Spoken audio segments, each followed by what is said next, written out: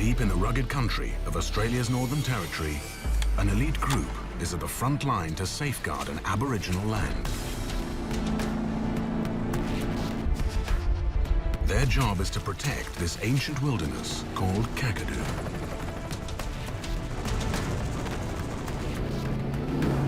Floods, fire, feral animals, and deadly crocodiles are just some of the challenges they face. Down there, back. With 20,000 square kilometers to cover, theirs is a massive task. It's a group living on the frontier where man meets wild and nature calls the shots. Crocodile could be lying down there anyway. It's the beginning of another wild year for these Outback Rangers.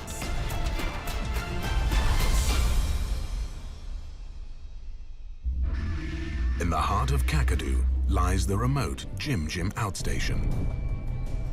Here, Ranger Kathy Wilson is under heavy pressure. Yeah, we've got to get a move on the choppers due at 2. Peak tourist season is just around the corner, and she has to open Twin Falls and Jim Jim Falls, two of Kakadu's most popular attractions.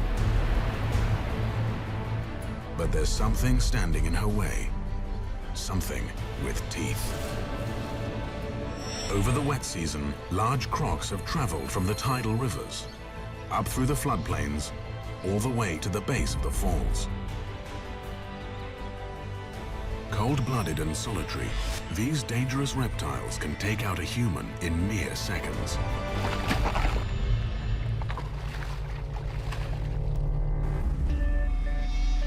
This is prime croc country.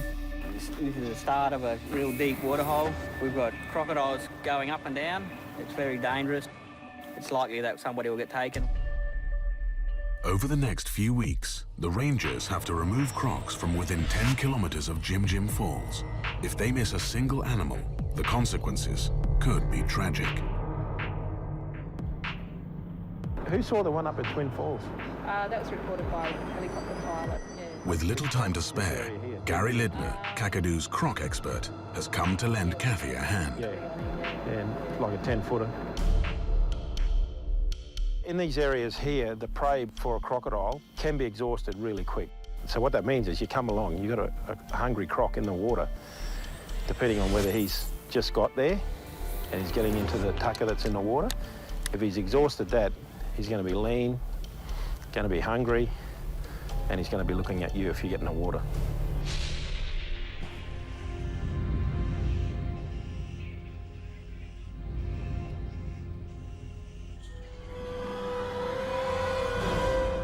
It's quite deceptive for a lot of people with a small body of water like this.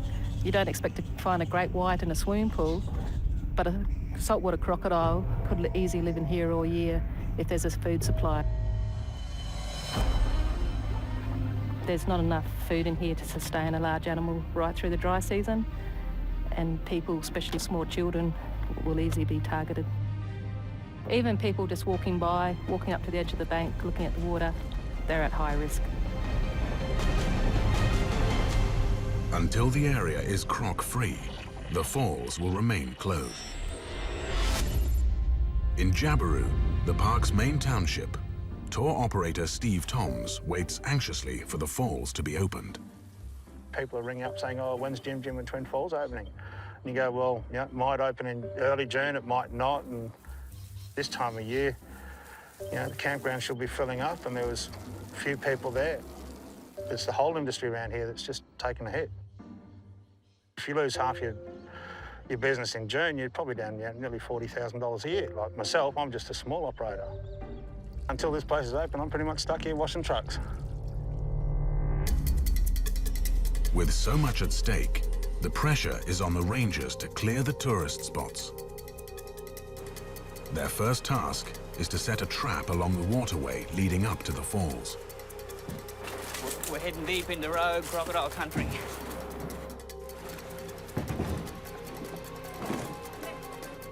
Wow, you like to smell that smell? Really strong, fishy smell, hey? It's the smell of like crocodiles.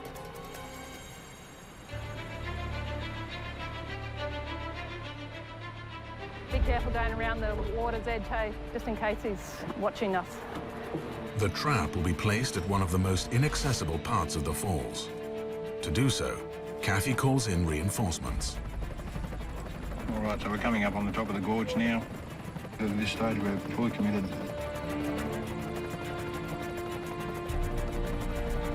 With little margin for error, a wrong move could spell disaster. The walls are pretty tight on both sides. We don't have a lot of room to correct. It's obviously dangerous, but very important that people, ground crew, all safe evac.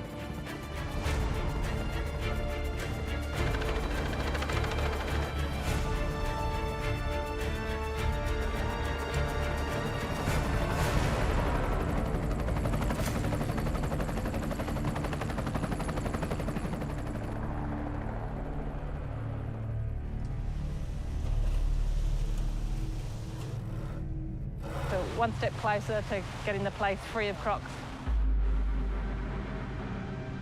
Over the next few weeks, the rangers will begin night surveys to search the Jim Jim area's waterways for any sign of the deadly predators.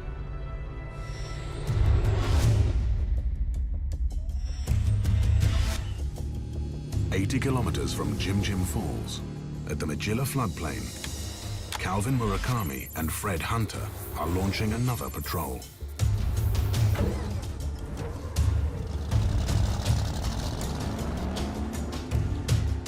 They form the park's integrated feral team, battling invasive species that threaten to destroy these wetlands. Today, their aim is to find and destroy a noxious weed called mimosa. It spreads fast over the wetlands, blocking access to vital sources of food underneath. If left unchecked, the mimosa can wipe out entire species.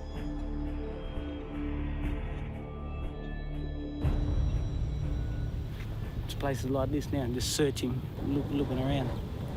We could go for 2 weeks and not find a plant. Got to go everywhere. We've got to look wherever. Any pockets or anything like that, we'll go and look, because that's where the plants could be. Look, mimosa's over there. Mimosa. Mimosa is from South America, brought over in the late 1800s. And from there, it spread itself around the top of the Northern Territory. We have to come out here every year, dry season and the wet season, to make sure that plants like this are not going to be able to drop their seeds. With nearly 10,000 square kilometers of floodplain to cover on their small airboat, it's a daunting task.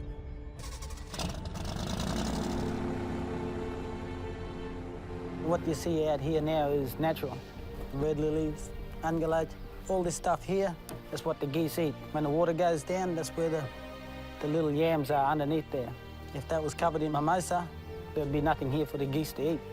Turtles wouldn't be able to live in it, so it would be a disaster. It's a constant battle to protect Kakadu.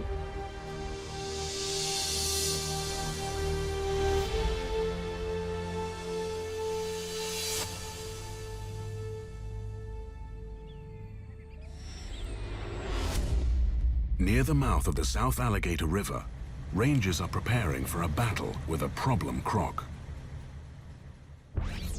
We begin tonight with an exclusive report on a rogue crocodile, more than 4 metres long, becoming so aggressive that Parks Australia feared it was only a matter of time before his taste turned from boats to the human bait on board. A ferocious croc has been harassing fishermen. As the tide had sort of turned, the boats start to move around a bit, so you sort of start to get a bit disorientated because it's all dark. Everyone's quiet, and the crocs come up to the back of the boat, hiding in the shadow behind the motor, so you couldn't even see it. You could just hear it. And he came back to our boat 3 times, and you'd shine the torches on him and everything, and he'd disappear. And then he'd come back again. You know, we're trying to work out why he wouldn't go away. You know, it was like we're leaving a trail for him.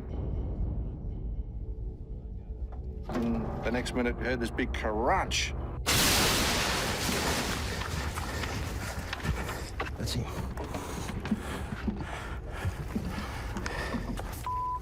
He jumped out of the water and decided to bite this.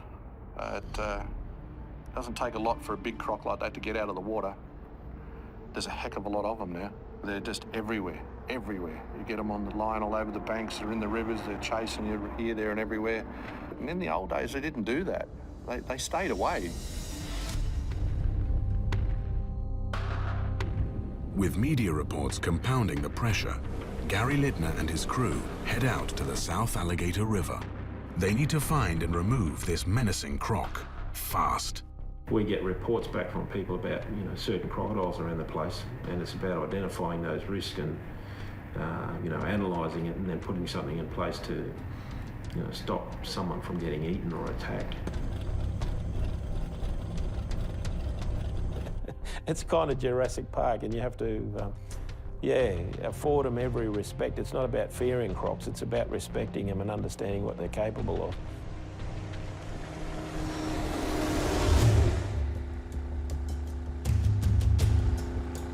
Back at the Magilla floodplains, Calvin and Fred have just discovered another big problem. Got a big damage here, Calvin. Wild pigs. Yeah, a fair bit of it, isn't it? They've been here for a while by the looks of it. Yeah, basically the pigs have dug it up, looking for yams. As the water gets lower, the pigs are coming out and digging it all up, and you can see there's a fair bit of damage here.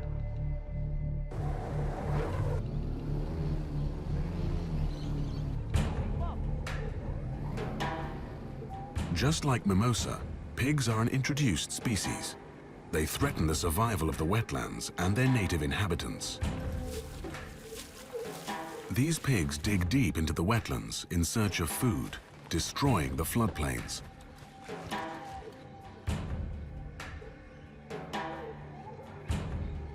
What started as a weed patrol has now turned into a mission to control feral pigs. Good mob of pigs over here. Might be about 15 or... When they start running, make sure you've got a tree to hide behind. That's all.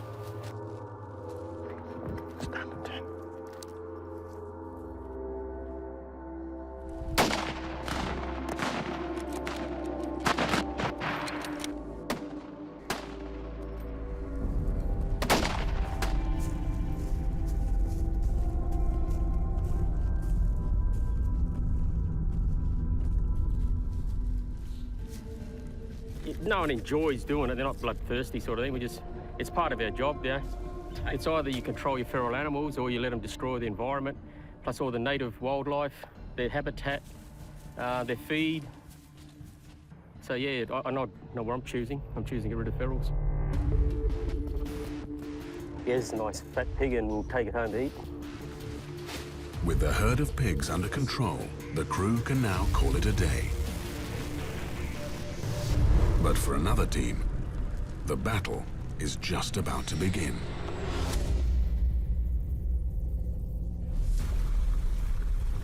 Night falls, South Alligator River.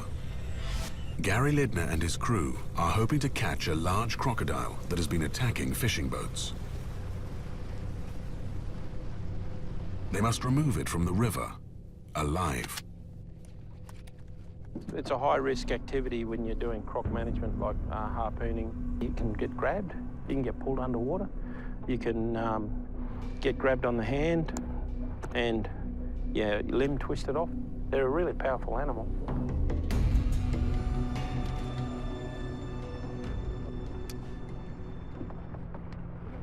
Got a nice one, bit toey, Calvin. Spotlight. Oh. Have a look at him. Yeah, no, he was just sitting under the water, eh? Not all crocs in Kakadu get this confident, but given the chance, this one could strike again. You're gonna have to get around on him so we can get a harpoon on him, look. Line is here.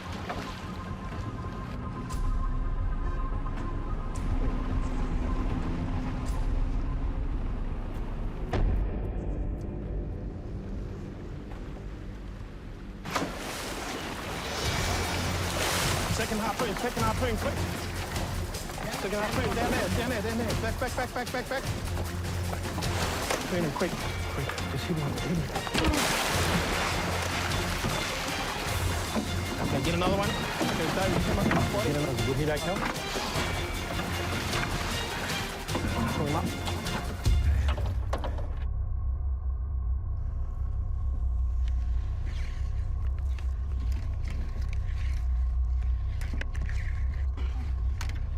Highly likely that this is the animal that bit the boat. He's about a 4.2 metre saltwater crocodile, around the size that the fisherman reported. And he seems to have some lacerations here on his jaws. And these look like, you know, a few days old. A strong dose of muscle relaxant is injected into the croc to make it easier for the rangers to handle him. A very powerful animal. You can see the way he shook the ropes, and it took 3 harpoon lines to secure him and a couple of snout ropes. So the challenge now is to try and get him in the boat. 1, 2, 3. Hang on. Come up here. Okay, 1, 2, 3, go. Luckily for this creature, it's not the end for him. Yet. He's going to live out his remaining days on a croc farm in Queensland.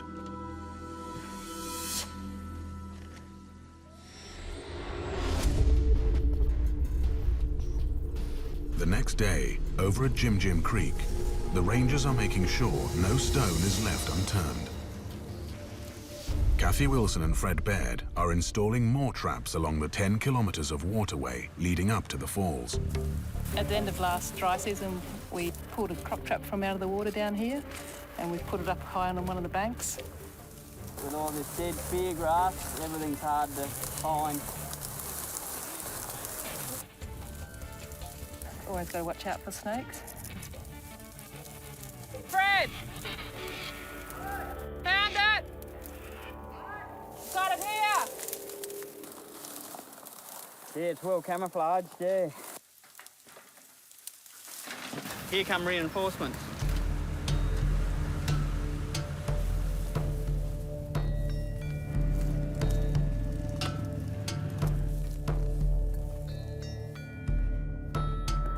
This is a croc track here. Yeah, it's probably come up middle of the day. I reckon probably within 2 weeks we'll have one in the trap. That's pretty good, Fred. Working on the edge of the water is always a risk. That's why we have someone on the lookout all the time with a firearm. Okay, 1, 2, 3. Deep water makes it easier for the crocodile to just lunge up out of the water nice and quick. So you got to keep your wits about you and keep an eye out. You're watching, aren't you, Fred? Give it one pull just to make sure. Beautiful.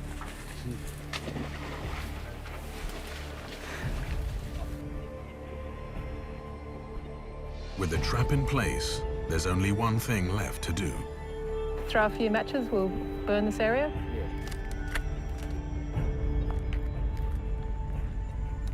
Throw one.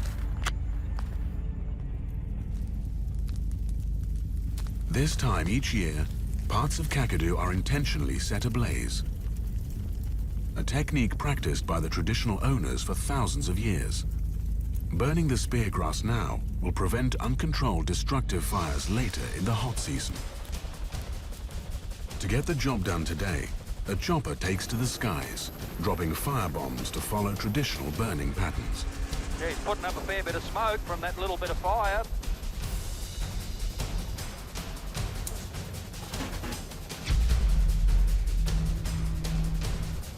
Fire strategy in Kakadu does relate back to the way the Indigenous people used to burn when there were thousands of people living here. And of course, this day and age, there aren't the same amount of people, but there's still the same amount of country. But we still try and create the same sort of patchwork of burns that occurred, you know, way back when Aboriginal people used to do it.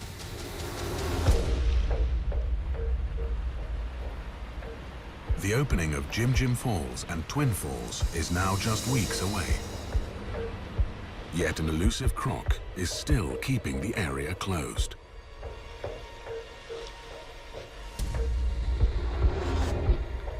Tonight, Kathy and her team are embarking on a dangerous hunt, and they don't intend to go home empty-handed. First thing is to have the gun ready to go for our safety, personal protection. We'll take the rifle with us. You definitely get nervous when you're heading out onto the creek, deep water. You just don't know where he's going to be hiding. The crew checks the floats they've left in the water, looking for any recent bite marks. There's quite a few fresh marks on there. Looking at a 3.5 metre croc. That's quite hard. An animal that's left this mark could easily make a meal of a person.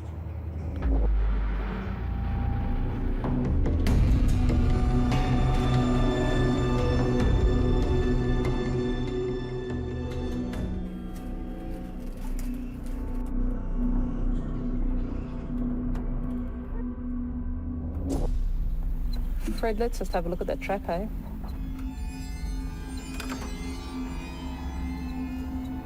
Looks like the bait got taken, Fred. Means we've missed it.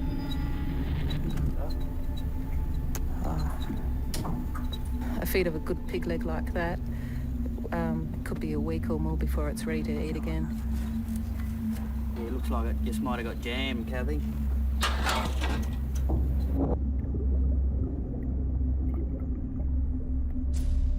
The croc has slipped away this time. But as the sun comes up, the Rangers get a fresh lead.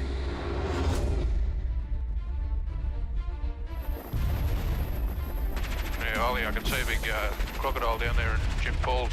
That might be the one that they've been trying to target. Fly around again, mate, and I'll take a GPS of it. Let Kathy know she can take it from there. With the deadly croc in their sights, the crew must now intensify their efforts. The clock is ticking fast, and the stakes have never been higher. They're terrifying when you see what they're capable of. In the next episode, Rangers race against time as they continue the tug of war with one of nature's most fearsome creatures.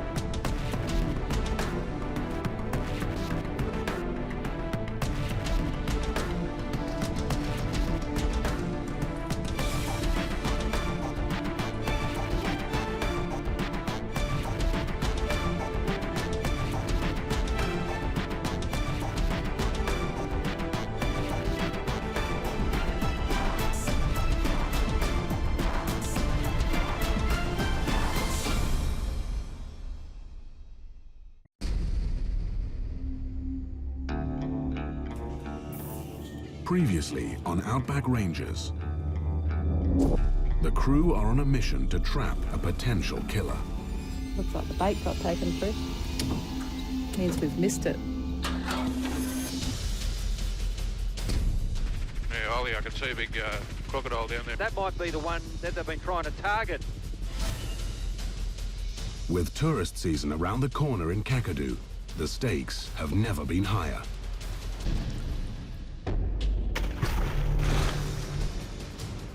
In this episode, Rangers intensify their hunt for the deadly croc. Potentially a man-eater. Take to the skies to cull feral buffalo numbers. Yeah, look, here's one old lone bull. And head out to study a threatened species. What lives on the land and how you look after it, that's what makes you who you are. With the clock ticking fast, it's a race against time for these Outback Rangers.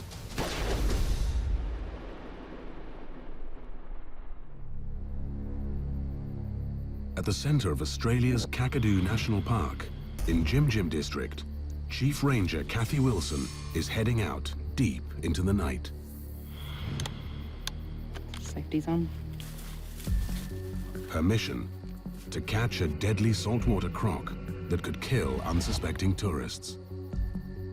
And helping her tonight is fellow park ranger Fred Baird.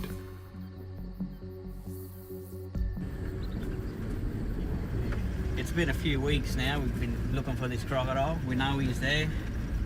We're getting desperate to catch him. He's getting close to opening Twin Falls.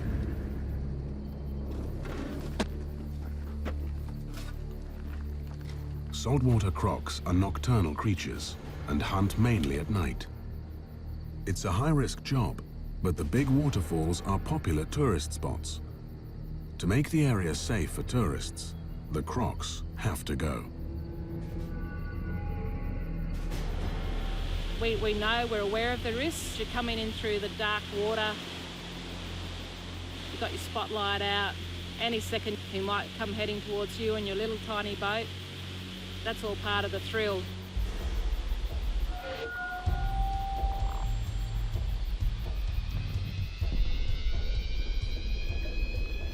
We've just got an eye shine.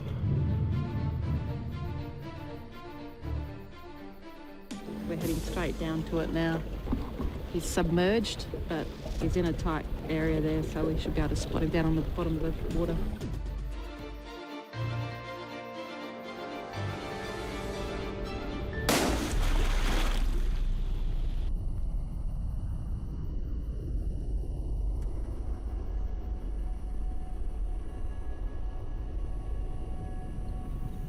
He's gone down.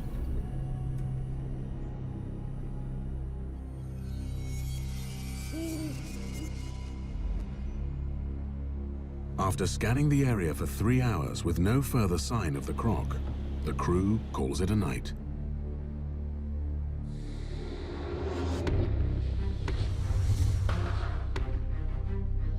It's a new day in Kakadu National Park.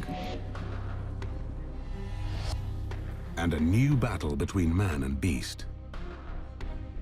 Ranger Kathy Wilson is putting her croc problem on hold after receiving an urgent report of another aggressive animal over at Yellow Water.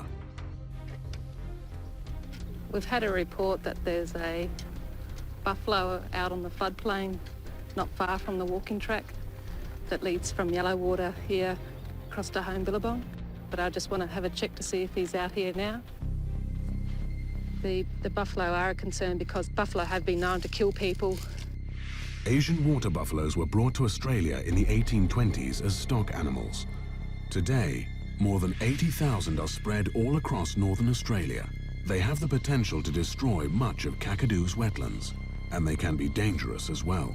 If there's an interaction with a buffalo, it's usually the people that come off second best.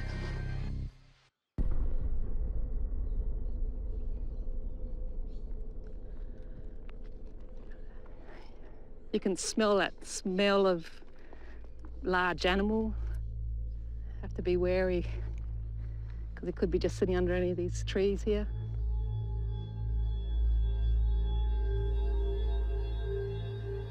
It's not long before the buffalo makes its presence known. Oh, there he is, right in front of us. Kathy has to remain calm. If she loses her cool, this encounter could end badly. In the back of your mind, have an escape route planned, which way you're going to run. A buffalo's not an animal that you stand up to. At the moment, the wind's blowing towards us, not towards him, so he hasn't picked up our scent yet.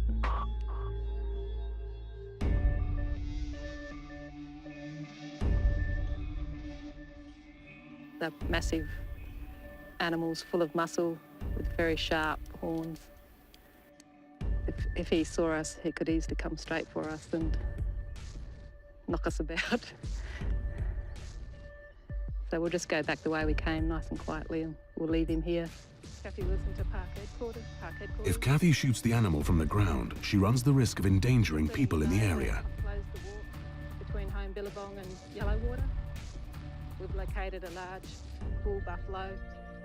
What we'll do is get a helicopter and shoot this animal from the air. It's too risky to try and shoot the buffalo from on the ground here.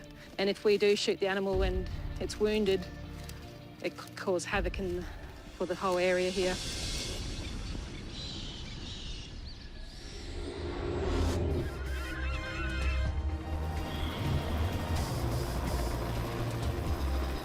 After receiving Kathy's report, Integrated Feral Team Rangers Fred Hunter and Ian Conroy are on the case.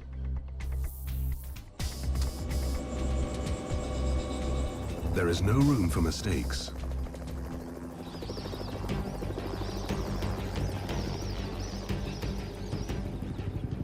Today, our primary mission is aerial culling.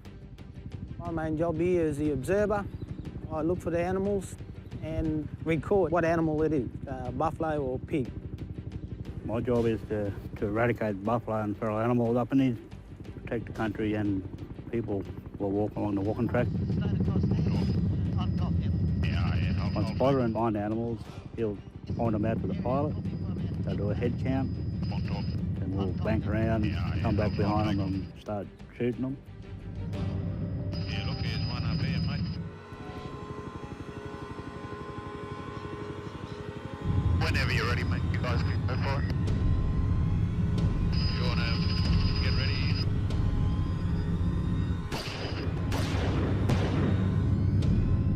Yeah, he's not going to get up. Yeah, that was good. Buffaloes do enormous damage to the environment. Aerial shooting is not just an effective technique to neutralize the danger, but it's also a means to protect Kakadu's biodiversity. The main aim is to destroy those animals humanely, and that's all I think about. That's a job that's got to be done, and it's got to be done. Josh, it's all good to open now, over. With the buffalo down, the rangers move in to clear the area.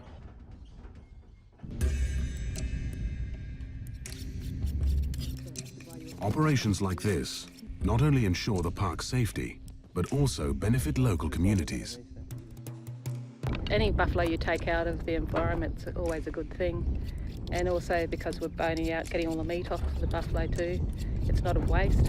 We'll take it back and give it to the local communities for the people to eat.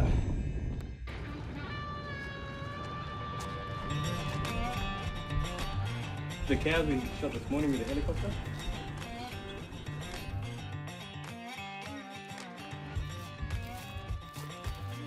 What have you got there, Brent? I'll have the chicken. That's the time, is it lunchtime? All right, about time, we're hungry now. Yeah, not fast.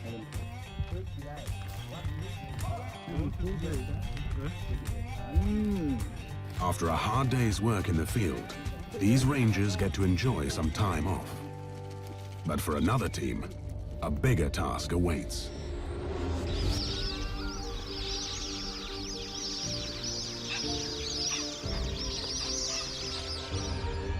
For thousands of years, generations of Australia's Aboriginal populations have lived off the land in Kakadu. In turn, they believe they have a cultural responsibility to care for their ancestral home. For Jonathan Nagy, his role as a Kakadu Ranger is one that comes naturally. His family are traditional owners of a large area, including Field Island at the mouth of the South Alligator River. This whole island is very important to myself and my kids. It's been passed on from my great-grandfather. There's a lot of stories and history that are here that basically I've got to protect. Not only that, there's sacred sites around here that I have to also protect, and a lot of those basically represent turtles, dugong, all those basically is very important to us.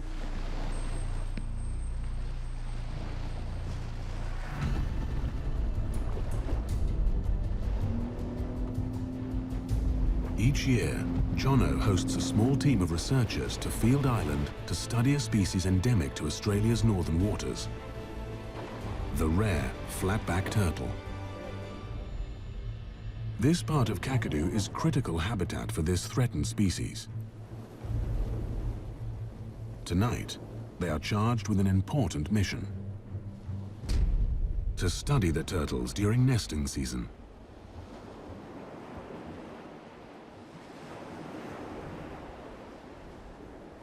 Sarah preparing all the equipment, everybody else getting ready. So yeah, we're going to head down then, sit down then the nice and cold sandy beach. But even in the calm of the night, dangers still lurk. A few years ago, but in another location, there was a guy sitting on the beach waiting for a turtle to come. It was a dark night. They assumed it was a turtle that came up, but it was a crocodile came up and grabbed him. That was the learning curve for us, so now that's why we've got a person guarding the beach at all times.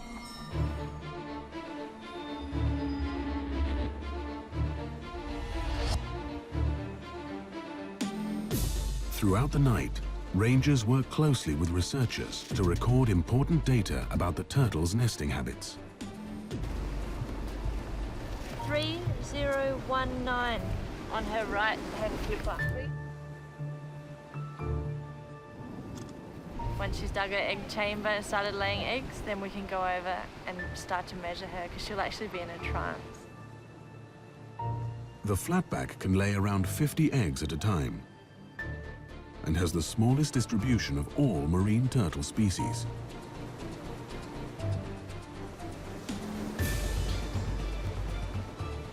You might be able to see she's got tears coming out of her eyes. Some people say she's crying and other people say it's salt excretion. The more that we know about flatback turtles, the more we can start to monitor whether their population is in decline and how we can try to help protect the seas and waters around Kakadu National Park. Very happy to see turtles swim back out there. It's very relieving. At the end of the day, yeah, it makes it a lot easier for all of us to basically, look after each other, I guess.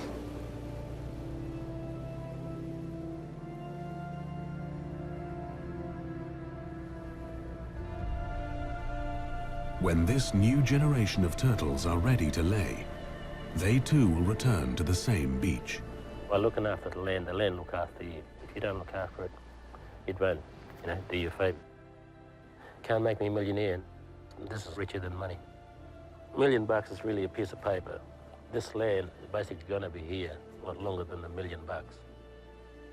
What is on the land, what lives on the land, and how you look after it, that's what makes you who you are. Without land, you're just nobody.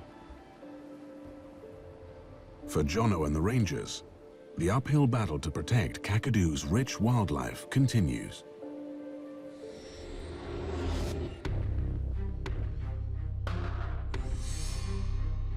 Over in Jim Jim Falls, rangers are waging another battle, but this time it's against a potential man-eater. It's been 4 weeks since the traps were laid, yet an aggressive croc is still lurking beneath the waters. With tour operators pushing to have the place open, Ranger Kathy Wilson must find and remove the croc fast. Right to go, Josh? Yeah. I'll push up.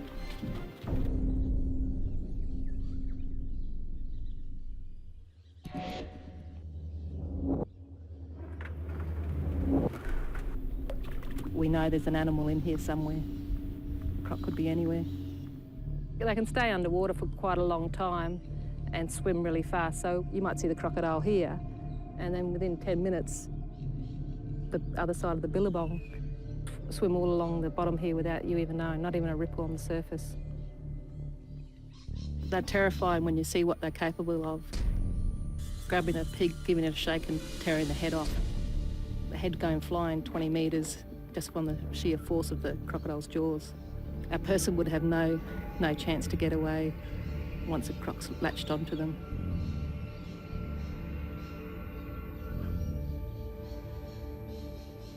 Before long, the rangers spot a closed trap. Hey, the door's down. Looks like we've got one. Oh, yeah? I hope we've got the big one. Yeah, it looks like we've got a croc in the trap.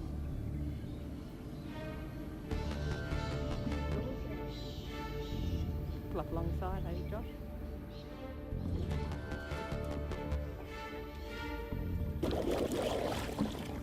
Looks big, Kathy.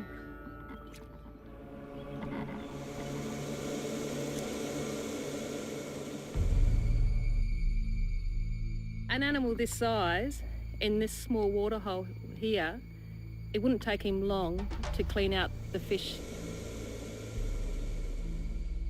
With people coming in, those wildlife disappear and he'll be targeting the people.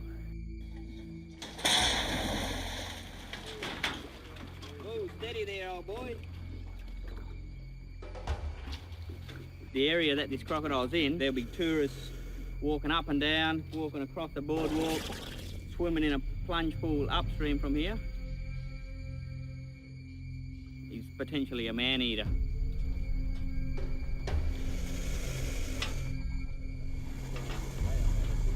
We would lose someone straight away once we open this area. If we hadn't been doing these surveys and caught this croc here, someone would have been eaten for sure.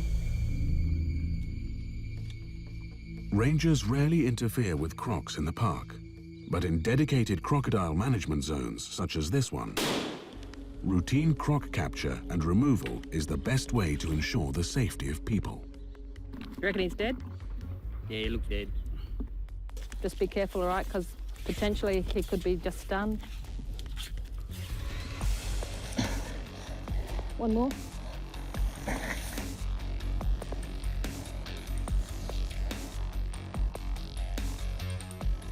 A big one. Yeah, definitely a big one for this area. 13 foot, 1.5 inches. 5 mil short of a 4 metre croc. Cut the tail off, we'll take that back for Jess.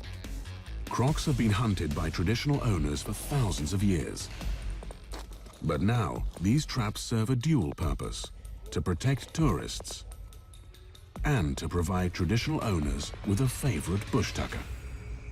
Killing crocodiles isn't something we enjoy, but we have to do it, and it's for a reason, and the local traditional owners like to eat crocodile, or we're protecting visitors, tourists, but we're also providing some meat for the community. So it's not a waste. Let's check its guts.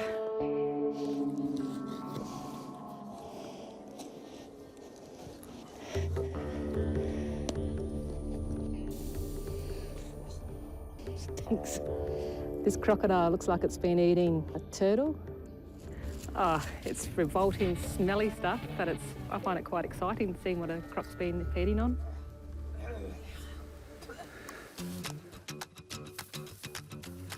You right, Fred? I couldn't handle that. It's revolting. I rarely vomit, but this is one of those rare occasions where you just got to throw up. The long search for the deadly croc is now over, and rangers can finally declare the falls open.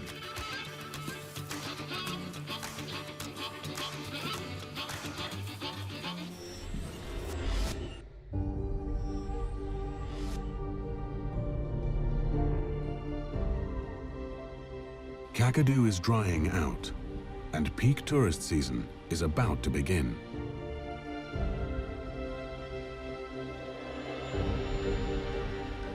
Before the tourists pour in, there's one last chance for Fred to see the falls empty. This time of year when there's no tourists about and we're just getting places open, there's just silence. All you've got is the sound of the water running down the rocks and the birds singing their songs. Just the beauty of it all, and the awesomeness, you just think to yourself, there must be something here, you know. And growing up as an Aboriginal person, listening to old stories and things like that, you can feel the place, you know, it's inside you and you can believe it.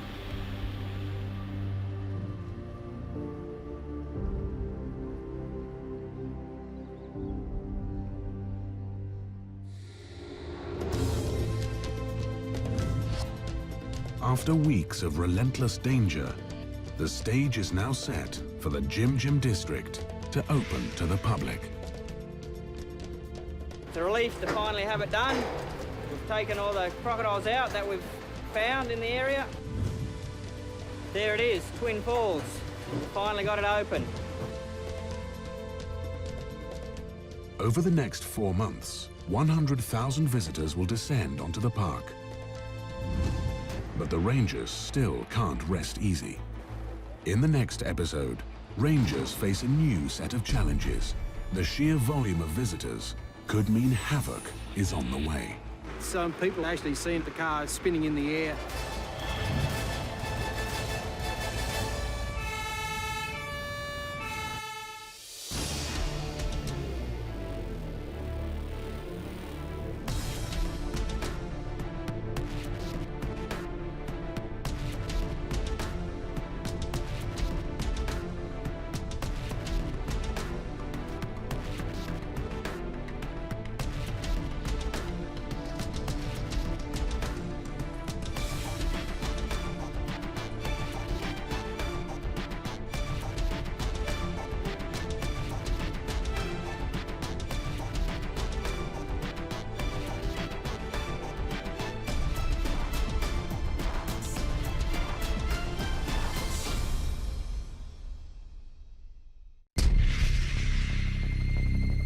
Previously on Outback Rangers. I hope we've got the big one. Yeah, it looks like we've got a croc in the trap.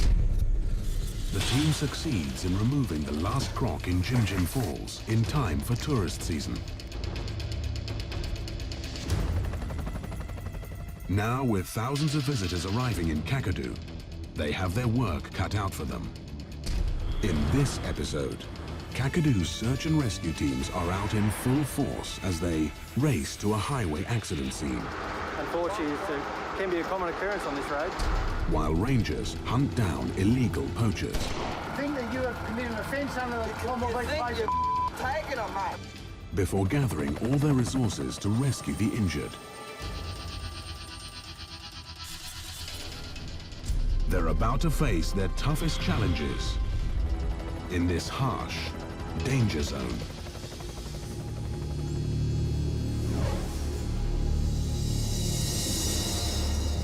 Quolls Crossing, East Alligator River. A busy spot in Kakadu, attracting hundreds of anglers each year. But they're not the only ones casting a keen eye on the waters. Veteran ranger Gary Littner is also keeping watch. This area here, this time of year, just before the wet starts, there's a massive build-up of crocs. So you're talking about 100, 120 crocs within a 2-kilometre stretch of this river. This spot is one of the highest croc-human interaction areas in Kakadu, making it one of the highest risk areas in the park. Apparently they say don't go near it, but we were pretty close to it before. In this small stretch of river, a face-off with a mighty beast could be a death wish. Well, in 1987, there was a guy taken off this crossing. He walked across, and a large crocodile about 4.5 to 5 metres grabbed him and killed him. And then in 2002, we had a young lady swimming in deep water about 11 o'clock at night, and she was taken by a 4.6 metre male saltwater crocodile. And we've had a lot of near-death incidents as well. But crocs are not solely to blame. But most of the time, those things have happened as a result of behaviour from people. People are still not getting the message. Like up here, we've got a group of adults, and you've got a small child there with them. He's about a 12-year-old boy. And as we've just passed, there's a large saltwater crocodile on your right here, sitting on the bank. And there's also one behind you, and these people are standing in about ankle-deep water. If you're not paying attention, it could be all over in a couple of seconds, you know. People have just got to get a lot more savvy and awareness. The Australian bush can be a dangerous place, and Kakadu is no exception. And crocs aren't the only risk.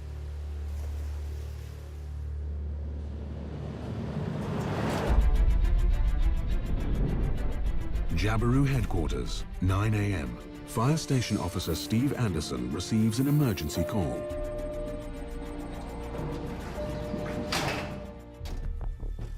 The Arnhem Highway stretches over 200 kilometers long. Each year, thousands travel this road from Darwin for up to 3 hours to reach Kakadu.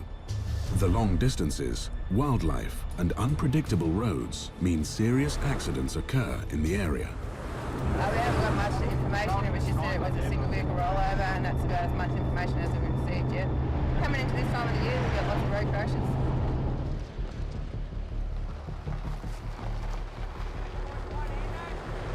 Keep going back. Keep going further off the road, better.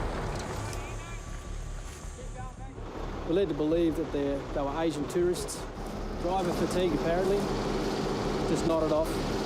Unfortunately, it can be a common occurrence on this road. Especially during the dry season, we have a lot of tourists, and quite often some of them are not used to long distances with travelling. Unfortunately, this can be a result. For Kakadu's paramedic team, led by Nurse Richard van der Veerdonk, it's a busy time of year. Sometimes different things can be a bit overwhelming, especially if there's multiple people involved and injured or worse. Again, that responsibility falls directly upon you, and you need to work out how you're going to deal with these situations. We actually had some people that actually eyewitnessed it. They actually seen the car spinning in the air.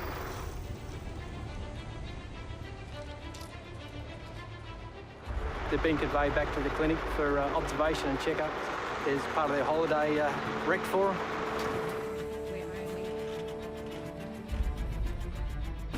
Driving in the outback can be a dangerous business.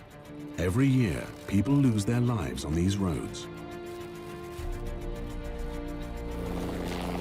Kakadu's remoteness poses another serious problem: lack of resources. The solution? The crew relies heavily on locals. We have a fantastic group of volunteers here, and they do an amazing job. They put themselves in situations that are quite traumatic often.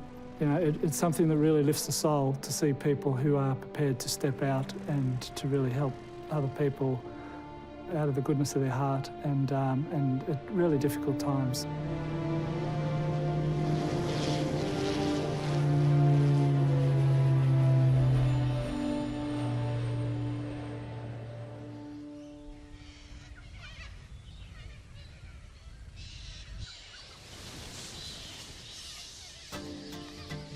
For those who finally make it to Kakadu, the park's incredible wildlife is theirs to enjoy. 4-mile hole waterway, 7 a.m. Dozens of fisherwomen have arrived for an all-female angling competition, the Broads Barra Bash. Today, the last day of the Broad Barra Bash women's fishing comp. It's the biggest sport up here. As you can see, there's 60 women out here today.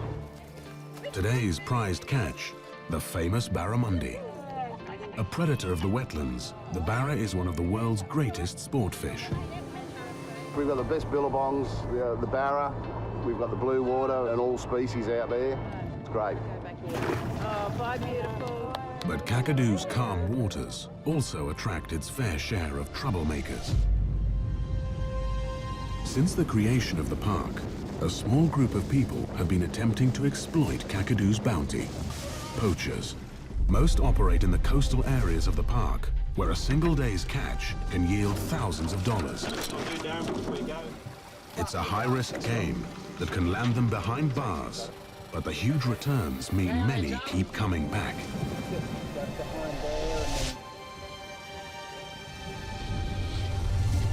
Rangers Gary Lidner and Andrew Wellings act as law enforcement officers, carrying out surveillance exercises.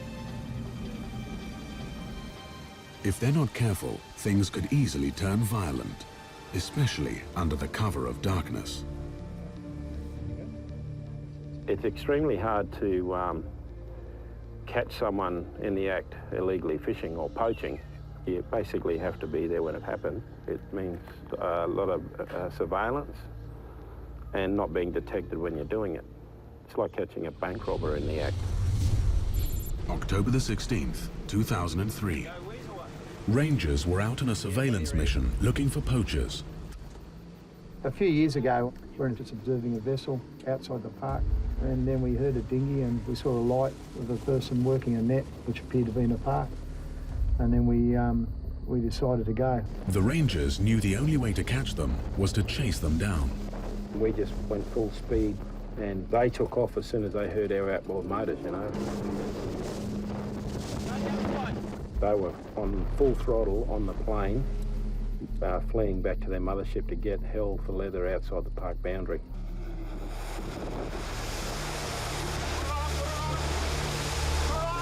Okay, just turn your vessel around, mate. Open it, please. Yes, sir, Gary. Yeah.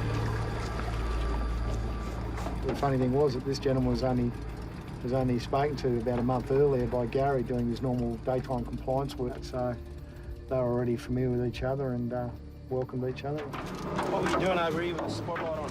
I was looking for my lost net. I've lost it this afternoon. And as we later found out, there was still a gill net set well and truly inside Kakadu. So they were just on a poaching exercise and they got caught.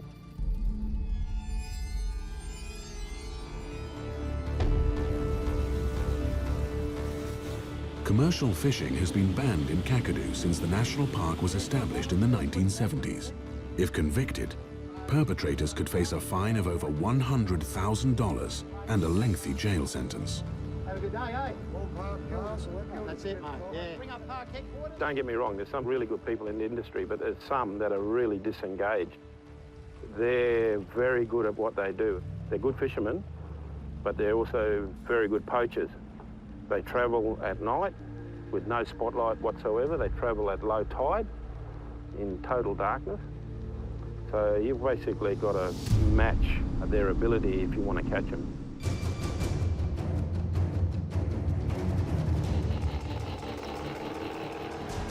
It's fairly unlikely we'll see them actually poaching in the park in the middle of the day, but they have come in with their nets and dinghies, set them up, get a boatload of fish and roar out on the cover of night. We've had a number of successful prosecutions getting out there and catching them in the act. Andrew Wellings remembers plenty of high-risk operations, but one daytime operation several years ago is firmly etched in his mind. Stay there, mate. Don't move. I want to talk to you. Yeah. Where am I going, idiot? Yeah, all right. Just don't want to go inside. Now, look at me. I want to show you something. Yeah? My name's Andrew Wellings. Good on you. I'm a warden. No comment. Okay. Just hang on, mate. Hey. Just hang on. Hey, I haven't given you permission to come aboard. I don't care. I'm a warden under the Commonwealth Government, and I've got an authority to board your boat because I think that you have committed an offence under the Commonwealth Government. You think you're taking them, mate? That's right. You meet some colourful characters when you're doing this work, and some of them are quite volatile. Right, we've got to do our job. You're in Kakadu National Park. All right, hero, steady up. Yeah, well, you steady up. Quite a bit of action happening around his boat, so I suppose he was probably a bit shocked about that. Yeah, no comment. No comment. Well, I'm coming on board then. I had a fair idea he was going inside just to hide whatever he wanted to hide. Stay out there.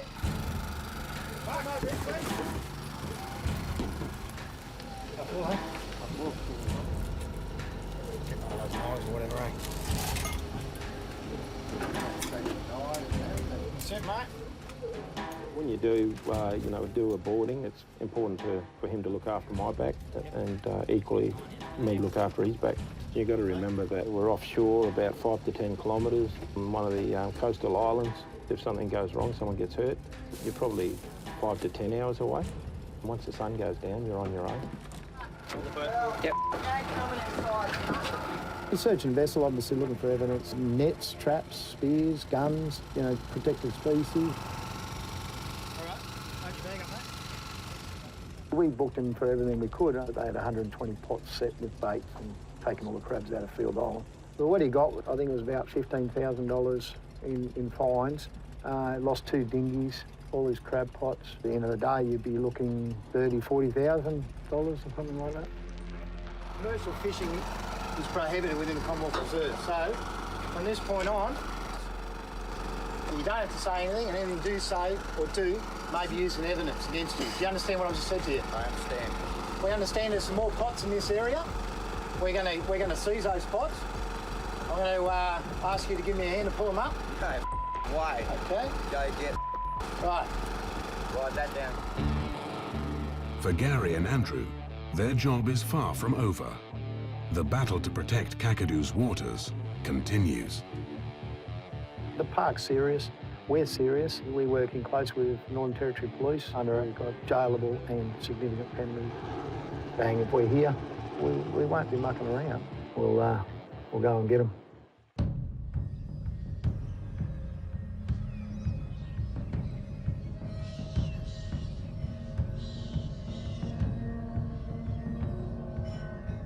Hundreds of tourists are arriving in Kakadu. While visitors have a good time, rangers are on high alert. Rangers need to make sure that visitors stay safe in this harsh landscape.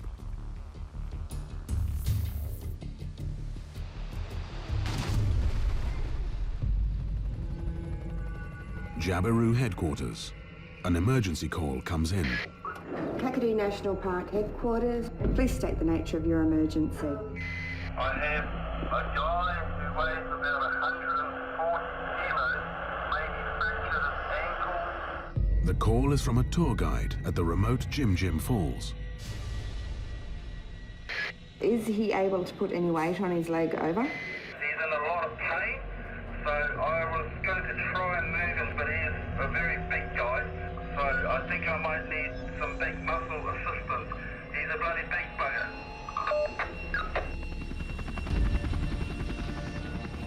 The only way in and out fast is by chopper. Kakadu seasoned pilot Owen Webb steps in to assist. In this rough terrain, a rescue mission of this sort can be challenging. Access, in this case with turbulence, and maintaining safety within the chopper becomes quite a skilled process for the pilots. Anything as we're landing can severely damage the chopper.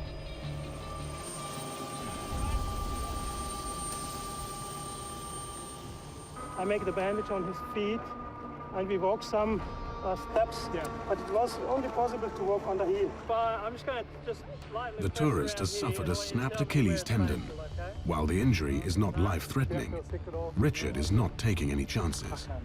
We're just going to get you back to the clinic, take the strapping off and have a better assessment. Okay. I just climbed on the rocks and tried to go across. Yeah? Because the sand is really, really hot. Yeah. Sorry, man.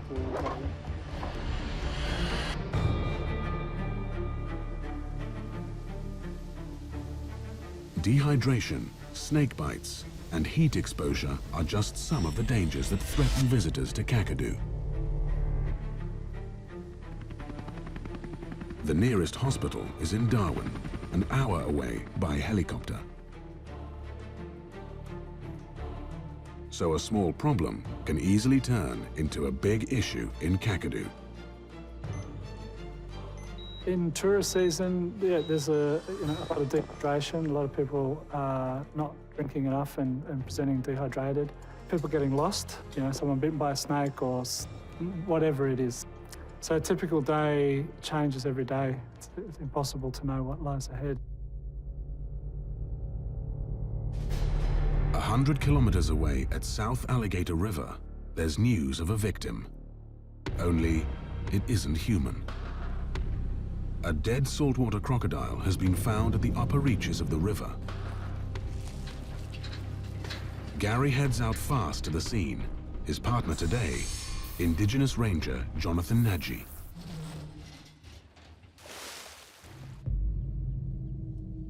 Survivors of the dinosaur age, saltwater crocs are a protected species in Australia. So every death demands a crucial investigation. Croc here somewhere, you can smell him.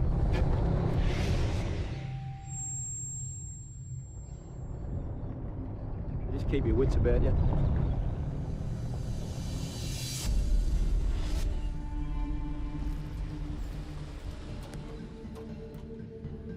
Just a few days ago, rangers caught people camping illegally less than 100 meters from this spot. Gary suspects foul play.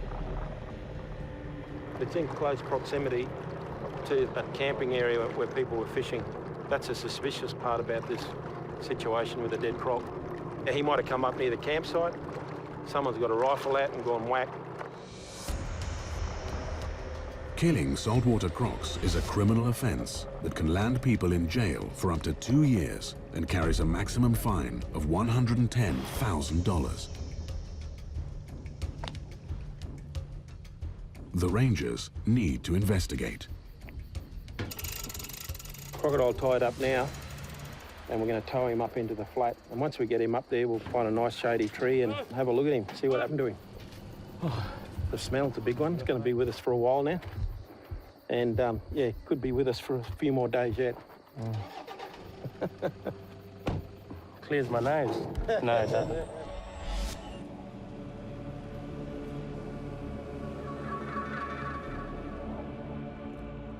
So we've got a 4.76 metre crocodile. He's a big male. You can see his penis coming out here. Big male bull croc. He could be up to 40 years old or more, you know. These crocs are special.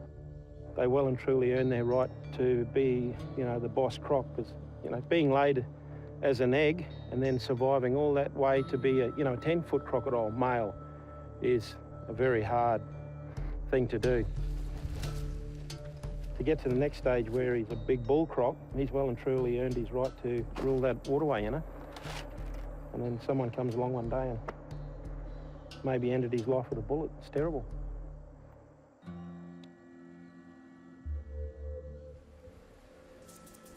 One. Yep. There's a couple of things that make us think that he might have been shot. There's no bite marks on him. You look at the animal. There's no obvious, like, wounds.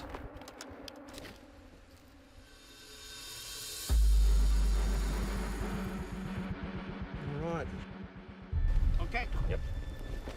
We want to see if he's got any bullet holes or bite marks out the side of his body. Yeah, that looks interesting. That's a hole there. Yeah, that looks like a, yep. It looks like a bullet hole right there. A devastating discovery. If this croc has been shot, the criminal needs to be found. Gary and Jono must act fast before more lives are put at risk. Or could they have read it all wrong? In the next episode, rangers continue their fight to protect Kakadu and its native species. I'd safely say you're probably looking at the last few remaining quolls. It's terrible. In this rugged land, maintaining harmony between man and wild is a constant struggle. Watch your head! Nature is unforgiving, and in the battle to survive, some will come off as losers.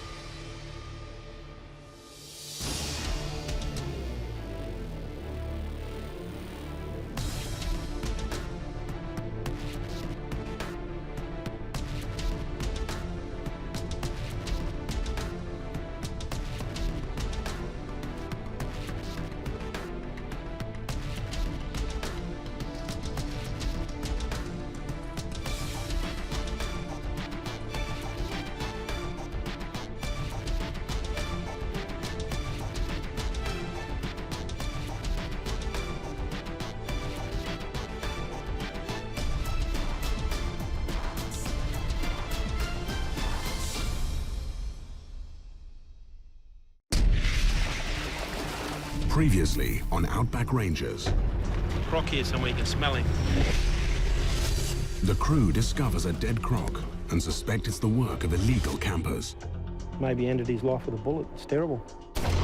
In this episode, the investigation takes on a surprising turn, while another ranger attempts to save Kakadu's smallest residents. I'd safely say you're probably looking at the last few remaining quolls. Firefighters have to contend with Mother Nature's fury. Watch your head! Have a look in this creek. Even as croc experts track down a deadly predator. Every day's a battle for the team as the region goes through a period of heat stress.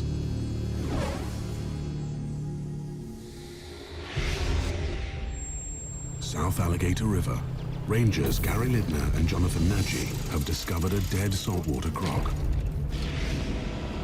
Initial investigation reveals suspected bullet holes in the croc's skull. Illegal campers may have shot it. That's a hole there.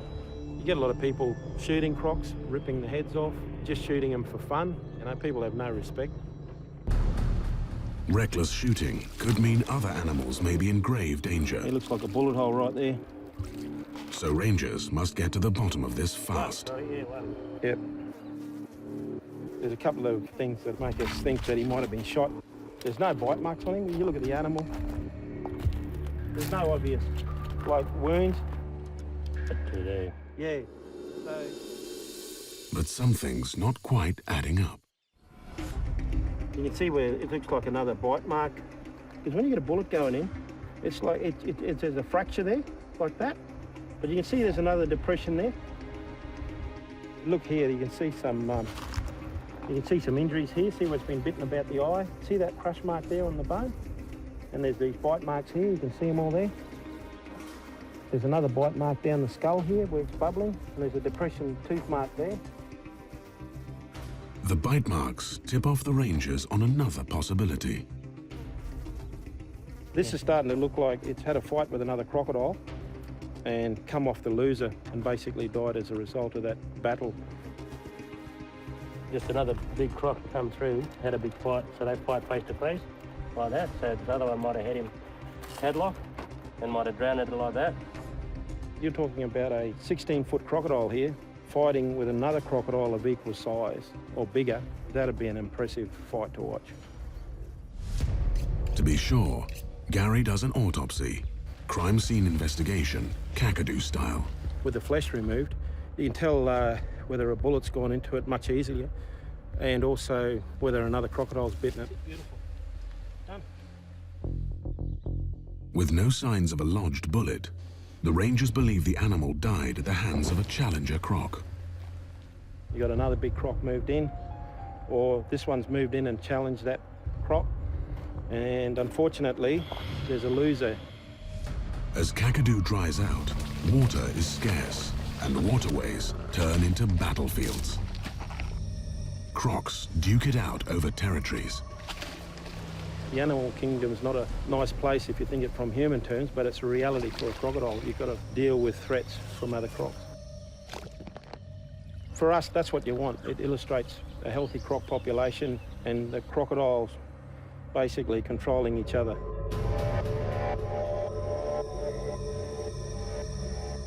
Crocs aren't the only ones fighting for survival. For some of Kakadu's species, the balance of power is tipped unfairly. At Goose Camp, 15 kilometers away, naturalist Ian Morris is studying the effects of one particular animal, the cane toad. Native to South America, cane toads were introduced to Australia in the 1930s in an attempt to control the threat of cane beetles. But in a cruel twist of fate, the toad population exploded across Australia, wreaking havoc on Kakadu's ecosystem. There's so many toads now in North Australia and they eat so much of this biomass at ground level. That's all the food for our native animals, birds, reptiles, everything. So that's the impact, that's the biggest impact they're having on our wildlife. Equipped with a deadly toxin, the toads are devastating to the park's native predators. Our Australian endemic animals are the most vulnerable of all the wildlife to the toad toxins. The cane toad can lay up to 25,000 eggs at a time, making it a breeding, eating, killing machine. Those other feral animals we've got, none of those caused any extinctions, but toads have got the capability to cause mass extinction. We've seen a tremendous knockdown rate. Nobody knew what to expect. We didn't quite know how to prepare for these toads, and we've just had to learn by experience. Ian believes the toad invasion has caused some species to become extinct from Kakadu. The yellow-spotted goanna here, the great big floodplains goanna, which was a common sight anywhere around these parts up until 2002, is completely gone. We just don't see them anymore. They were a frog eater. and they had no resistance to the toxins of the toad, so they died out very quickly. The king brown snake is gone completely, nothing left. You know, and they're not coming back, they're finished. And that's from toads, just toads. Now, another native species is being pushed to the verge of extinction, the northern quoll. From an estimated 80,000 across Australia's top end, their number has since plummeted drastically. A 150 kilometres away, at the Territory Wildlife Park in Darwin, curator Dion Wedd is involved in a crucial program to reverse this effect. I'd safely say you're probably looking at the last few remaining quolls in the top end. It's terrible. Dion is breeding a captive population of quolls. And we've kept quolls right from the time that they were really, really common and in everyone's backyards to now where they're listed as critically endangered. So we understand the husbandry, we understand how to look after them, how to hand raise them, their reproductive biology. So basically what we do here is second nature for our keepers. They know what they're doing. The park has teamed up with university researchers in a project that trains quolls to avoid these toxic ferals. You can actually teach the animals to avoid cane toads. Essentially, we're mixing toad toxin with a meat mixed sausage, and the quolls get a taste of it, and it's a terrible taste. They hate it straight away, but it's not enough to kill them. So they learn to avoid it, and that's shown to be really, really effective. We've released quite a number of quolls out at Kakadu, and we're up to second generation animals now that are surviving in areas that are quite heavily infested with toads. Initial results show their methods are proving to be effective. But it's still too early to know if the species will bounce back.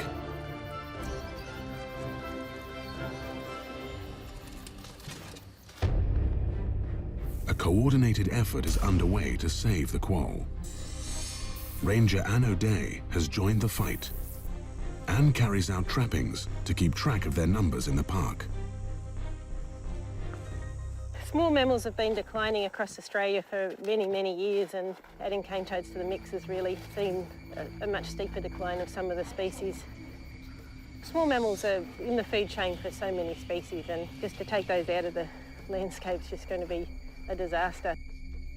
Well, quolls used to be so common that they were kind of a welcome pest in your house.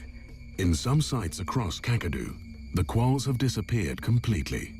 They could now be extinct in less than a decade.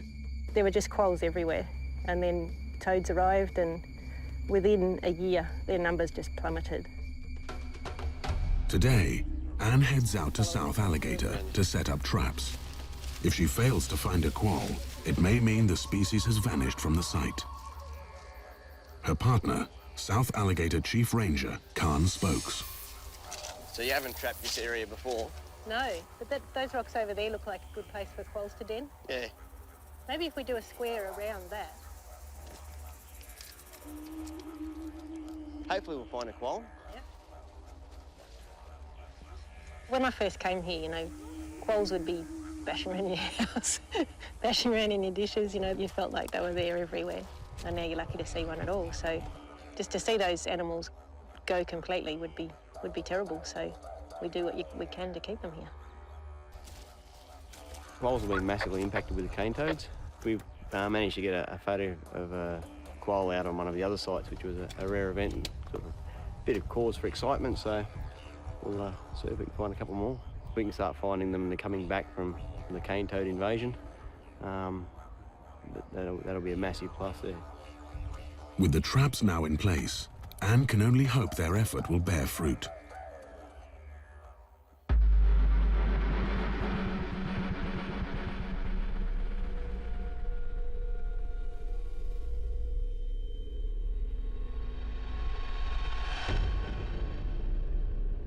The season of Gurung is approaching, and the temperature is soaring.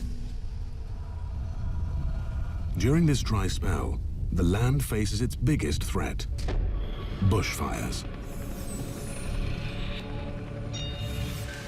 A common occurrence, these fires can turn deadly in mere seconds. The nation is on red alert tonight as bushfires rage out of control across the country.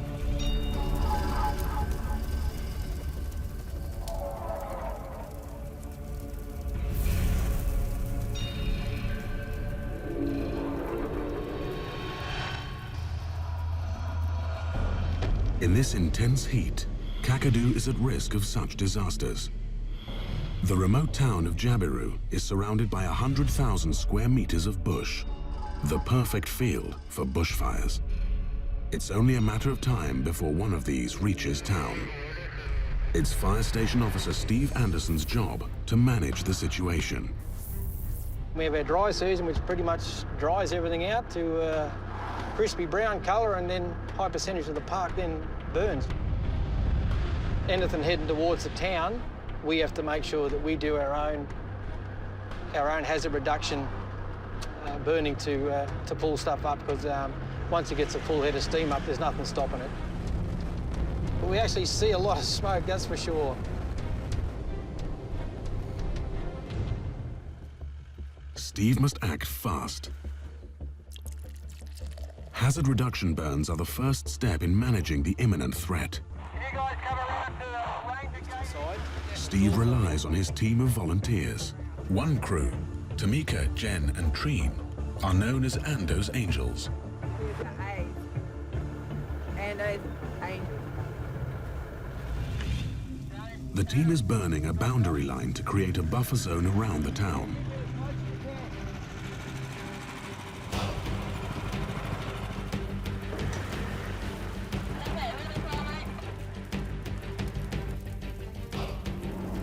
We're actually, the old saying here, fighting fire with fire. It removes excess grass so there is nothing left to burn and minimises the risk of wildfires raging out of control in Jabiru. Treen, just wait on the edge there because James will be coming out from the other side, okay? Just hold up at the end of this long grass stuff. Copy that.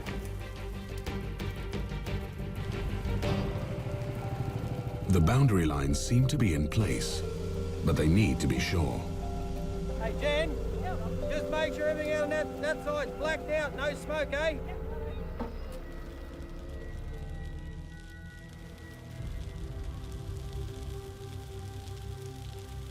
For now, Steve can only hope the town and its people will be safe.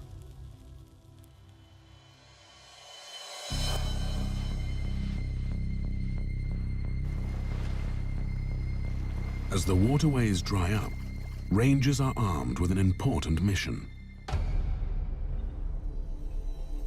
80 kilometers away at West Alligator Head, Gary and Andy are setting out on a crucial croc tagging exercise. 40 meters, just under that sun. They must tag the crocs now, before the wet season comes and the animals make their way to Kakadu's more inaccessible areas. Transmitter's activated, ready to go, so just got to get a crocodile now. So we'll get a croc. If he's big enough, we'll fit a transmitter to him. And we want to look at this area here in terms of croc movement in and out of freshwater swamp. And more importantly, the movement of the croc, you know, day and night, because this can be a high visitation area for fishermen, and see if they're hanging around off the campsites here around the corner. Tracking the movements of the croc population will allow better protection of both animals and visitors. There's a few risks around here with crocodiles, so it'd be great to get a better understanding of crocodile movements. Oh, I reckon I just saw a head in the water then, eh? Yeah, might just come in, eh? Where's the camping area? Right there? Yeah. That croc track's 100 metres away. Yeah. Andrew, just come over He's to up that there, track. eh? Yeah. Up in that log. Yep. Let's have a look in this creek. What's the depth up here? Be a log.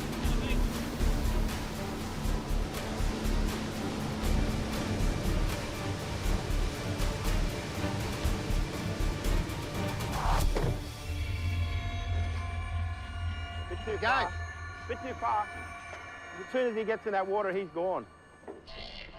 But really, we wanted to be another 2 or 3 metres closer, but Andrew, it was a good approach. Yeah, right. So that's how wary they are during daylight hours. Gary and Andy decide to wait it out until night, when the Crocs will be more active, and they'll be able to approach them under the cover of darkness. With this swell, it's making it pretty difficult to, boat around and do the work. We're better off on a calm night, that's for sure. It's going to be a testing one. Haven't done one of these for a while.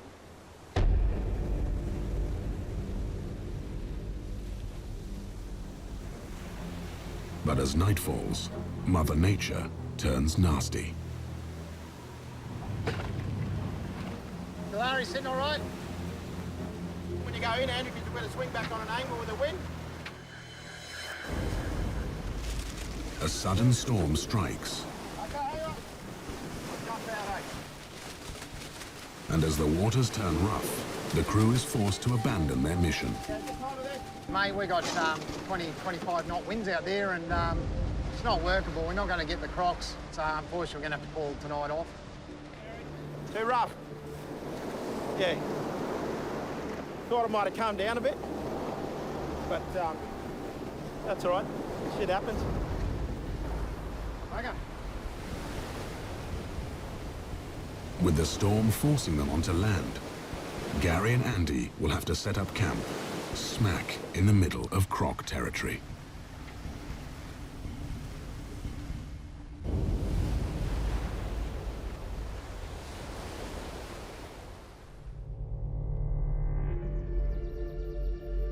As the skies clear up, another ranger is heading out on an important mission. Anne O'Day is checking on her quoll traps. If she finds one, it bodes well for the local population. False alarm.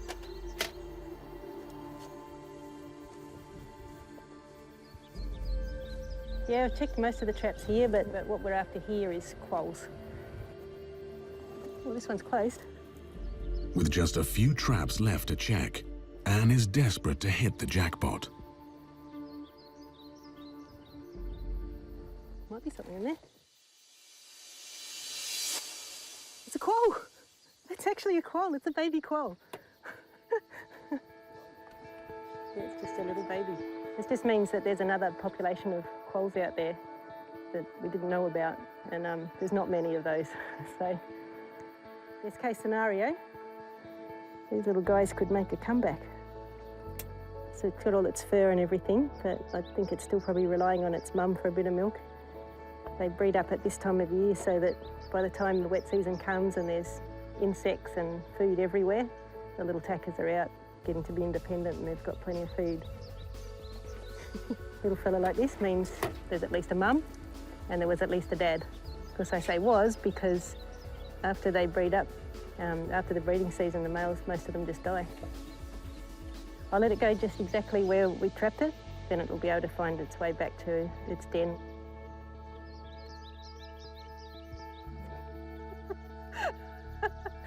Did you see that? Oh, that was good. In Jabiru, bad news has come in for Steve and his team.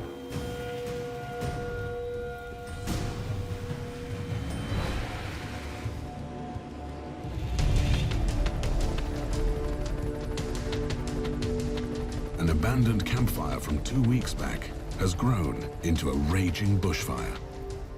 It has already burned through 40 kilometers of bush and is heading straight for town. Trade and rolling runway 09 Jabiru. It's now working its way across and it's got a couple of little creeks to jump before it starts heading towards town, but there's every chance it's beaten a lot of fire breaks so far. It's sort of burning in here somewhere, isn't it? So it is in here. Yes. So we're just going to make sure it doesn't cross the road anywhere. So I think if once we protect the camp, which is...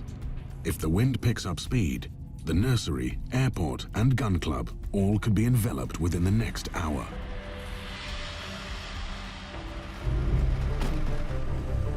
The crew decides the best course is to fight fire with fire. But they've got to move fast before another wind change occurs.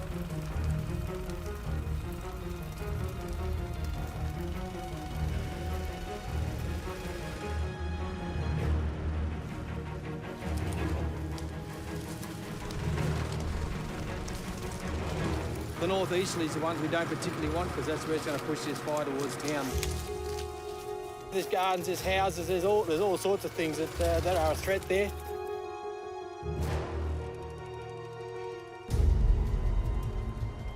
We're about 1 kilometre away from the edge of the township of Jabiru. If it jumps this track, then yes, it's a concern. Steve and his team are working against the clock. The closest resources are hours away, and if they can't keep the flames under control, the township is in serious danger. In the next episode, the crew continues to battle the fire. It's jump back and train the line. In these unforgiving conditions, the land is at the mercy of the heat. Firefighters need to exert control over the elements, or else disaster strikes hard.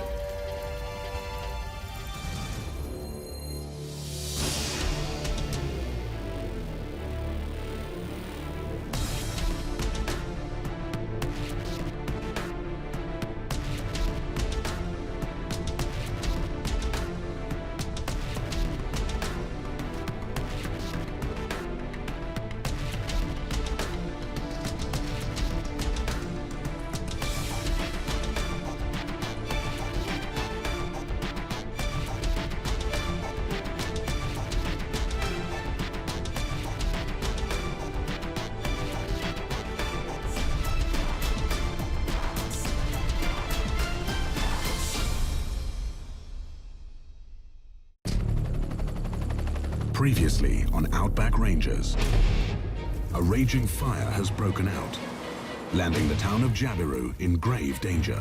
If it jumps this track, then yes, it's a concern. In this episode, firefighters battle the blaze, while traditional owners fight to protect Kakadu's sacred land. Our land is our land. We're here to protect it. Even as rangers take on a dangerous animal. In this rugged outback, Kakadu's teams continue their quest to protect the land under threat. Jabiru, 3 p.m. Watch your heads! Oh, it's jumped back and contained the line. Fire Station Officer Steve Anderson and his crew are racing to control a dangerous bushfire. Strong westerly winds have caused the fire to jump the containment line, and it's now heading straight into town. We're approaching the residential area of Jabiru. It's only about 100 metres away. Won't take much to be lapping at people's front doors, that's for sure. Jabiru is a small town with just over 1,000 people. If the fire rages out of control, many houses could go up within the next hour.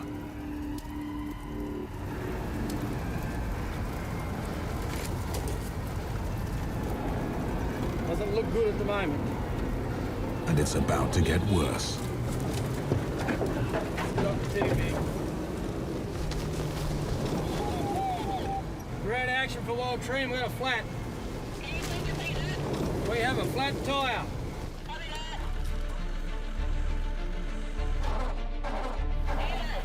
There you go, train. Just go straight to the golf club.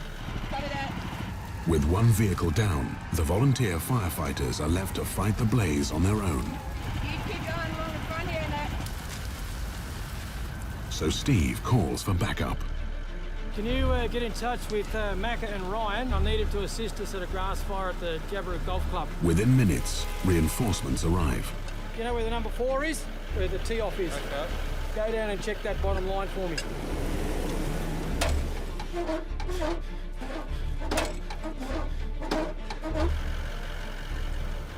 Oh, let me catch your breath and I'll be right with you.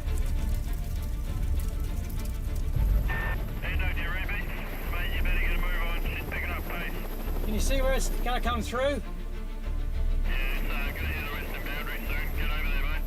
Roger. Bloody hell. Things you don't want. Jump the containment line, then get a flat tyre. Copy, Eno. We've changed the tyre and we're on our way. Easterly winds, what we didn't want. Nice and peaceful and calm 1 minute, and hell breaks loose the next. All in a day's work, eh?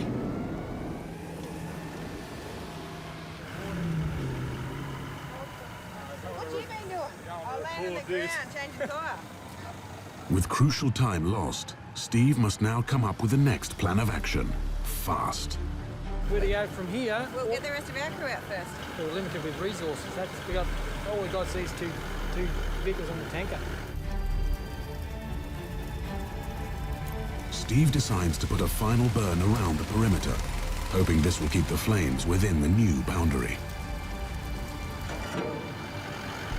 Everything out there's all gone, so I don't care. We've got a big area to burn. Start here. You guys follow up with that thing, eh? Yeah, just head back towards the clubhouse. The plan is we're going to put a huge, big backburn in, about 3 or 4K long, to protect the golf club and the western boundary of the township.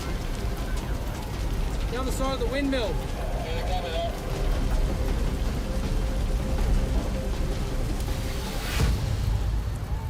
But the fire jumps yet another containment line.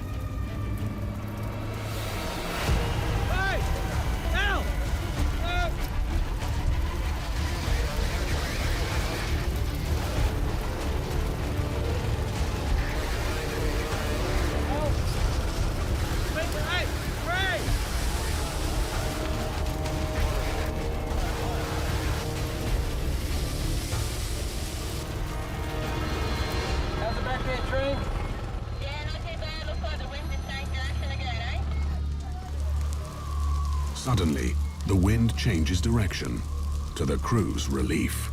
Wind's going virtually a northerly direction, which is perfect for us. While the wind's working to our advantage, we'll make the most of it. It's all they need to get the fire under control. So far, so good.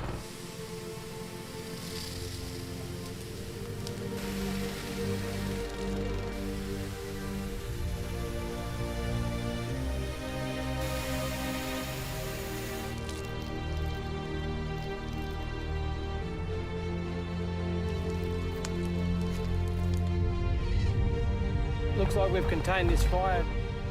Let's just say things might have got a bit hairy for a while. Yeah, lucky danger from there, eh? The guys did a sensational job. Yeah, long, hot, mongrel day.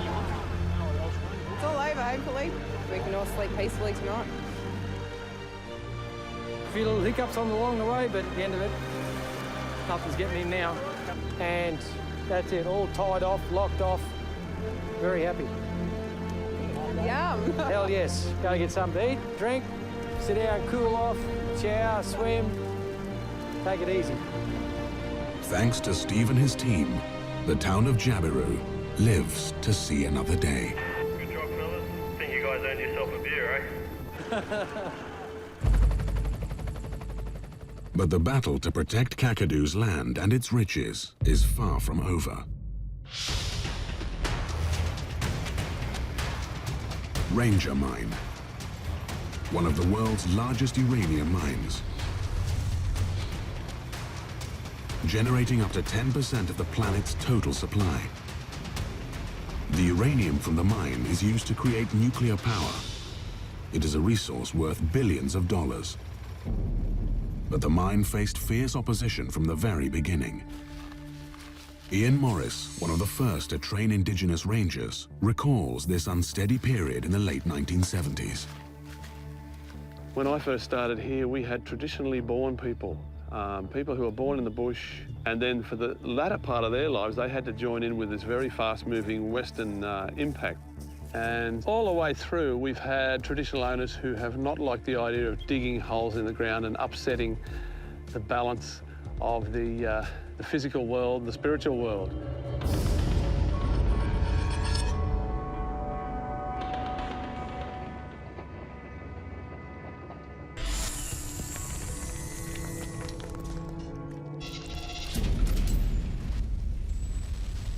For Kakadu's indigenous people, the threat is not just limited to their sacred land, but also to their family. They fear the park's water will run the risk of being contaminated and that radiation from the water will harm their children.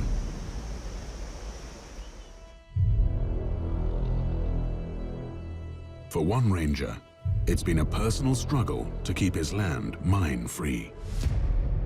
20 kilometers from Ranger Mine is Koongarra district, an area spanning 1,200 hectares of wilderness, also containing rich reserves of uranium. Koongarra was excluded from Kakadu's boundaries in 1979 because of its potential uranium resources. Since then, traditional landowner Jeffrey Lee has been fighting a fierce campaign to incorporate the land into Kakadu National Park. The mining company that wanted to mine Koongarra, one of the biggest mining companies in the world. What the offer was here for Koongarra, huge, big money. The area is worth more than $5 billion, but for Jeffrey, the land is priceless. This area here, you know, I grew up and thing, and my heart is here always. And it's not gonna go anywhere. And I've been walking around in this area here with my family. So everything here is very special to me. You know, that money, you can end up anywhere. You know, you could be a rich man living in your country or living elsewhere. And it's not our way. Our land is our land. We're here to protect it wherever or where we stand.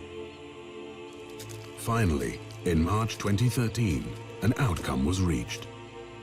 The Australian government passed a bill that lists Koongarra as part of Kakadu National Park, protecting it from mining forever.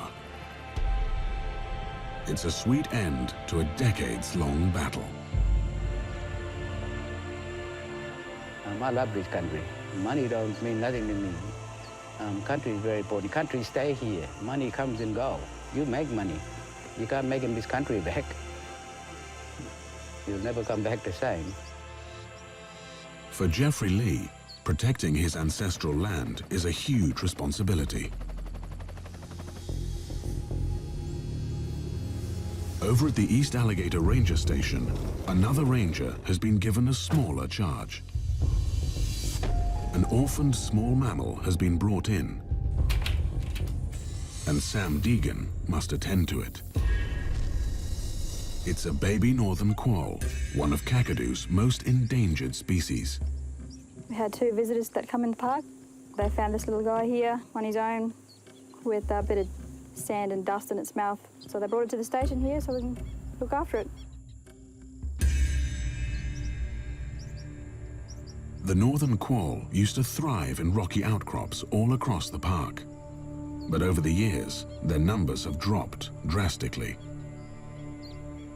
They are a species in decline due to too much hot fire, cane toads, people. Hopefully it does survive. Sam is going to take care of it till it's strong enough to be released back into the wild.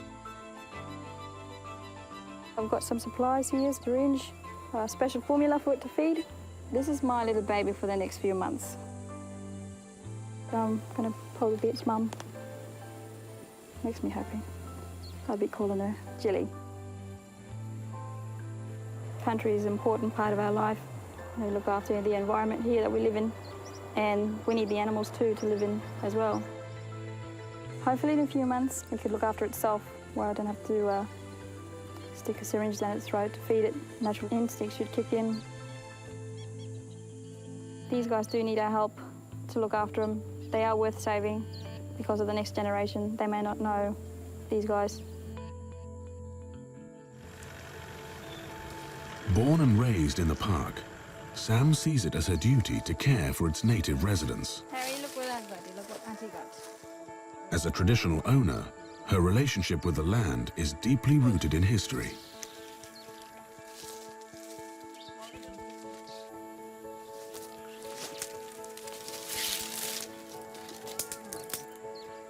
Well, the Benning people, they enjoy this very much. Take the family out. They go to some places, well, most places where some people can't go. Like we have the public. It's not open to the public, some areas. No, we enjoy what we're doing here. Surviving off the land in Kakadu requires a lot of knowledge. It's knowledge that the local people have accumulated over thousands of years. Today, those skills are still being passed on to the young. Teach her how to fish. Sometimes she helps me get a wood, make fires, cook turtle or fish. She helps me a lot. Leave it now.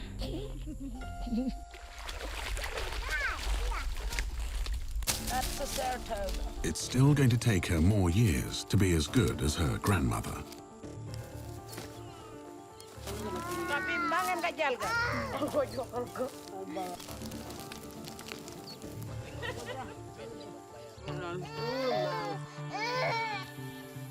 Amidst all the activity, Sam makes sure her #1 patient remains her top priority. I have to wake her up so she can get her feed. She's so tired. She's been up all night playing around.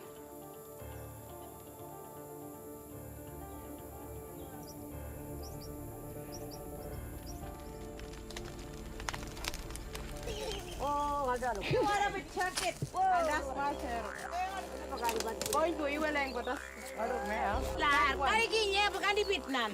The turtle we just caught, we are going to cook it how we cook it in our indigenous way and culture. Yeah, we're going to warm him up.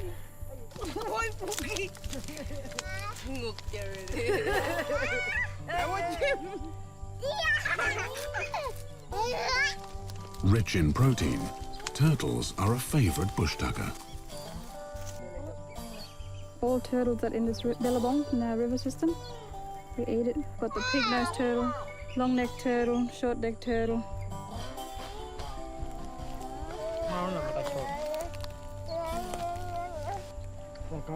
Juice of it is very just nice and rich.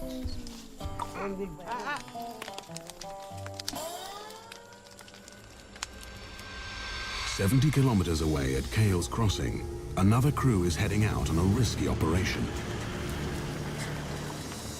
Croc expert Gary Lidner and his team are after a saltwater croc to tag. A previous operation the night before had failed after a storm forced them to abort the mission.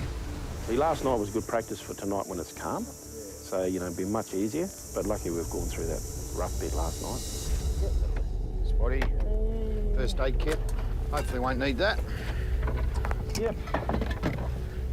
Tracking a croc will help them to understand the animal's movements in the coming wet season.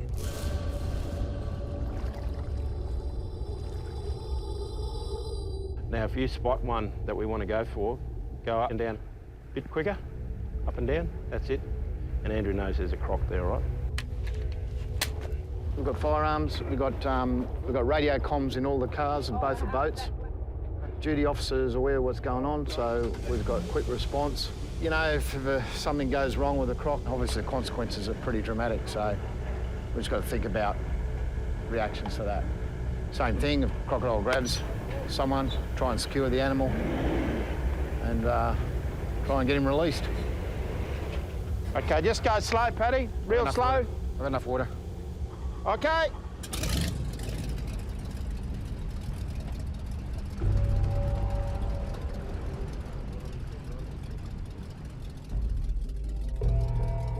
Their target is a 4-meter male, a big threat to people.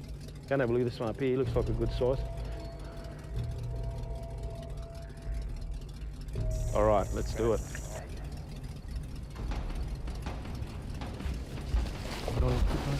Keep it on him, keep it on him, keep it on him, keep it on him. Good job, Gary. Neutral? Yep, I'm neutral. Okay, neutral, Paddy, he's coming for you. This is your next harpoon, Gary. Yeah, give me another harpoon line. There you go. Andrew. Hey? He threw it. Oh, bugger. All right. Come off. Oh, God. I got cord burn with that one, eh? The Rangers are spoilt for choice.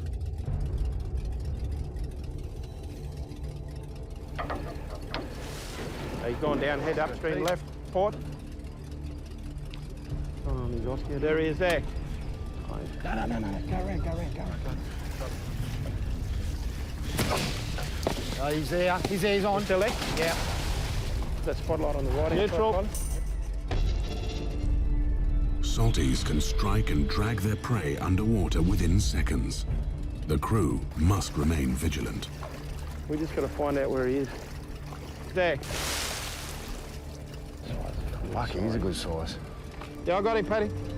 Okay, here, Kylie. I got him now, Paddy, he's right. Okay, bring him up, Andrew, you ready? Can I go? That's right, he might be too far away, that's right. Yeah. Kylie's back behind you now.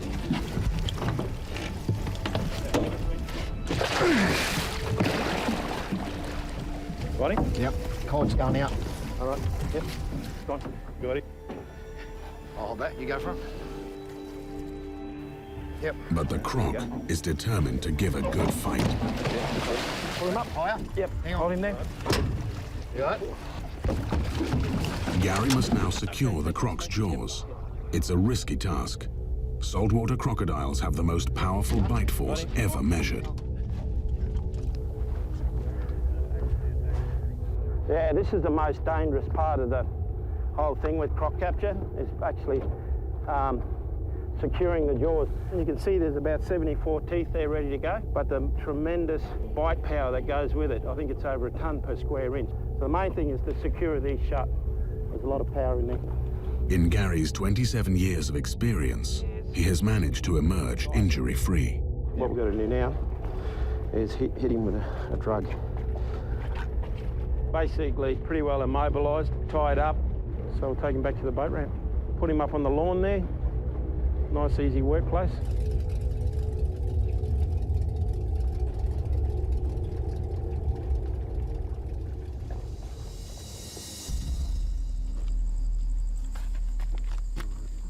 So our transmitter fits in there, like that. So he's a perfect size. So the transmitter is going to tell us a story of where he's going to move over the next 12 months. And it'll be sending a signal every 2 hours to a satellite. And then the satellite will send that signal to us. And then we can see where he's going. There's a lot of activity happening on the river. There's a lot of fighting. Everyone's getting a bit agitated. So when the rains come and the rivers start flooding, then the crocodiles will sort of disperse and start feeding on floodplain fringes, or just go venturing off into new areas, looking for new territories, new mates and stuff like that. We'll be monitoring the signals. If it pops up local, might come out and have a look and see where he is and see how it's going. That's it there. So she's ready to go. She's transmitting now and tell us a story. No worries, all right. It's mission accomplished for the Rangers. Over the next few months, they'll track the Croc closely to collect important data. This will allow them to better manage the safety of the park. In the next episode, Rangers continue their duty to maintain harmony in the park. But in this untamed environment, managing the wild is a constant struggle.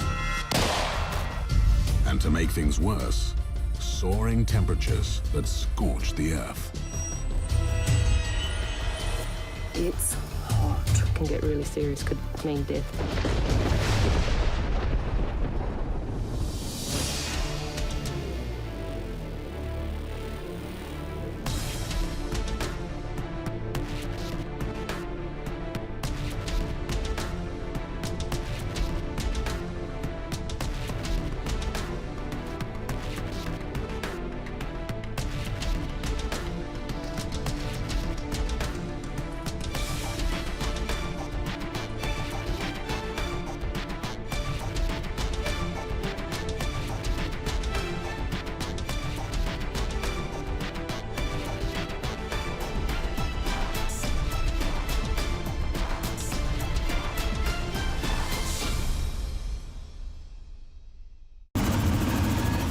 Previously on Outback Rangers, Watch your head!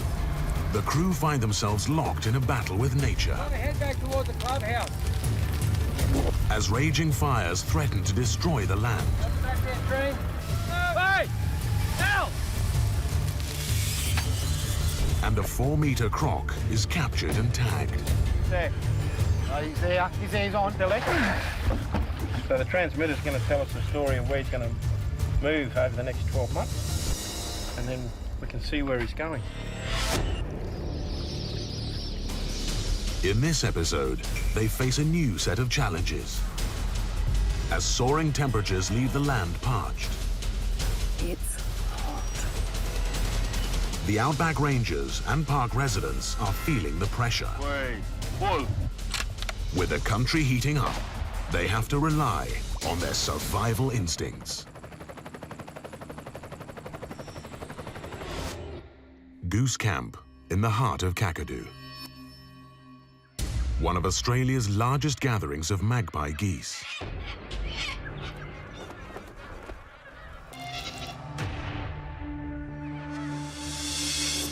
Park resident Patsy Reglar is on a hunt for some tucker. Key to survival in the bush.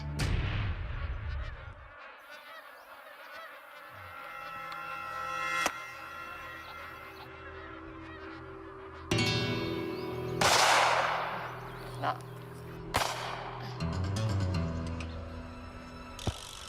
I don't eat chicken much.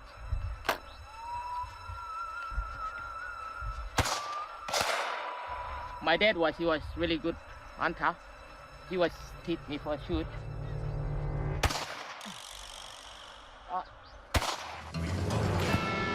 Every time I'm coming here, every 2 goose, they was knock him down.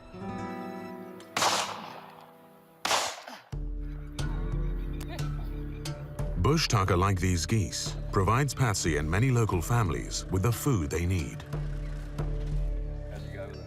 It's good. No, reckon look like Patsy's bullseye hits are so legendary, even her husband, Dave Lidner, is in awe. Once you get your eyes in, it's an embarrassment if there's anyone else shooting around.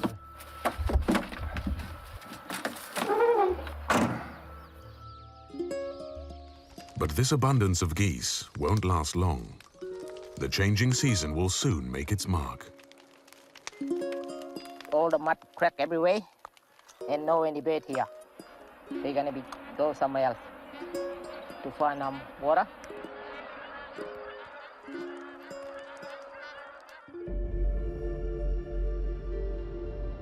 December in Kakadu, the Aboriginal season of Gunumeleng. This is when the hot, dry weather turns humid. Conditions are tough. Wildlife and people alike become increasingly desperate for the monsoon downpours. Can't wait for the rain. I'm looking forward to the wet season. Yeah, the build-up's pretty hot. At the Darwin Bureau of Meteorology, climatologist Joel Lisenby is keeping a close watch on the monsoon's arrival. Probably the most defining aspect of the monsoon is it's a large-scale storm that changes the weather across the top end quite a bit when it sets in. The monsoon is big. The monsoon is what brings enough rain to fill the billabongs till the next wet season. But something's in the air to suggest that this year it's going to be different. We usually expect the monsoon around the last week of December. This year, for various reasons, we don't know how strong or how long it's going to last. So far this year has been very dry compared to most. This cloud pattern is a monsoonal pattern where there's thick clouds across all of the top end. But we haven't seen any really big rainfall events. A delayed monsoon is bad news for Kakadu. If there's one season you don't want prolonged, it's this buildup. Buildup is hot and it's sticky and it's humid and very uncomfortable for a lot of people. There's so many things that depend on that heavy rainfall in December and January and February, and they're just waiting for the thick cloud to set in. For a lot of people, it's hard to deal with. It can make a person go crazy. They call it mango madness. When weather becomes so unbearable, it pushes locals over the edge.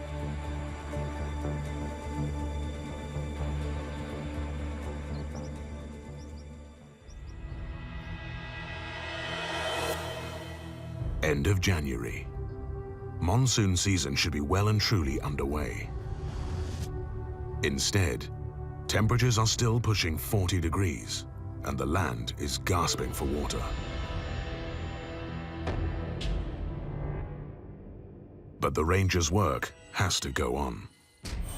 Today, a team is heading out to locate and protect rock art. The rock art in Kakadu is classified under the World Heritage Convention as of great artistic tradition. So we go out there as often as we can to look at those sites and make sure that no damage can happen to them. Cultural Officer Gabrielle O'Loughlin is joined by Ranger and Traditional Owner Jeff Lee, as well as Jim Jim Head Ranger Kathy Wilson, on an expedition to the escarpment country in Jim Jim District.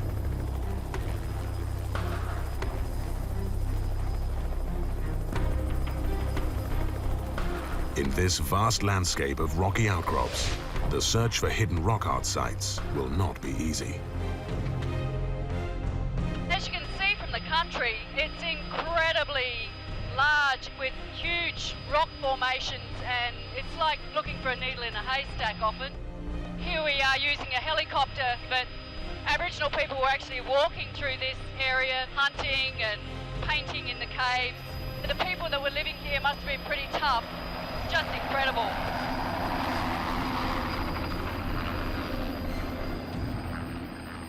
Kakadu has one of the world's greatest concentrations of ancient rock art. Thousands of sites have been recorded, but many more lie undiscovered.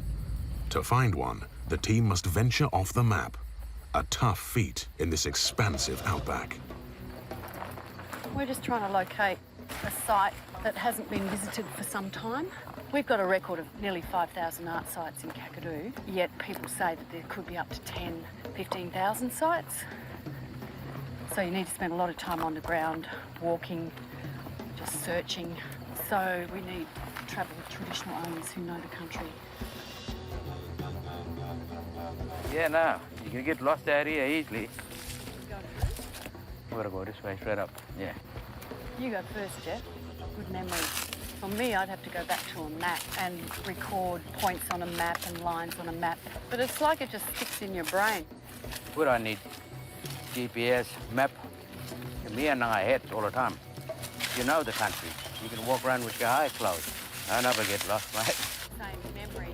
But in this inaccessible sandstone maze, getting lost isn't the only problem. The temperature has now climbed to 50 degrees, and heat stroke is a strong possibility.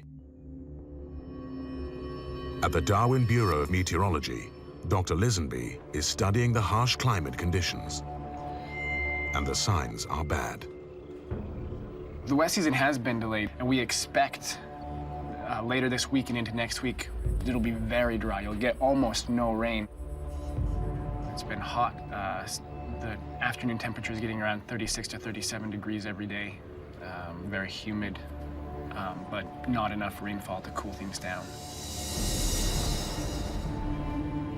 Kakadu's wildlife is suffering from this intense heat.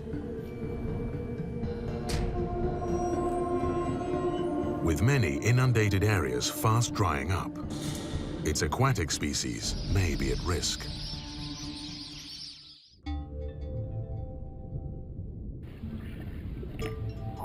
See, but big, long, very primitive fish. Naturalist Ian Morris and Ranger Anne O'Day are on a quest for much-needed intel. First stop, Jim Jim Falls. Quite often the conditions are extreme up here, and today it must be 50 plus in this boat.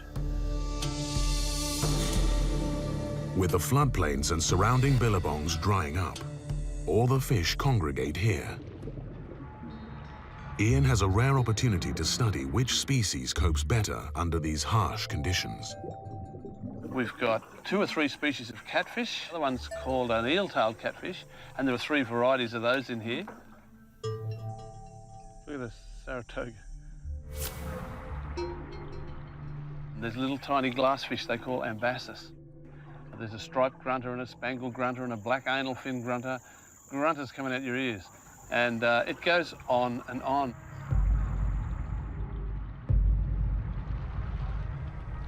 Kakadu's always changing. You just can't keep up with it. So our section of the park, we draw on the knowledge of the traditional owners, researchers and park staff and bring all the knowledge together to try to work out what's the best thing we can do for this place.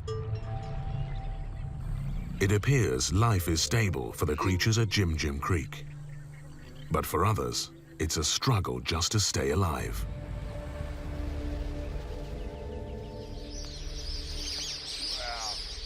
South Alligator District.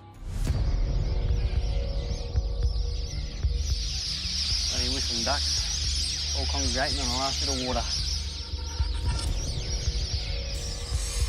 Rangers Khan Spokes and Dwayne Watchop join Ian as he observes conditions in a shrinking billabong. The tributaries from the river have dried up, leaving behind a rapidly shrinking pool.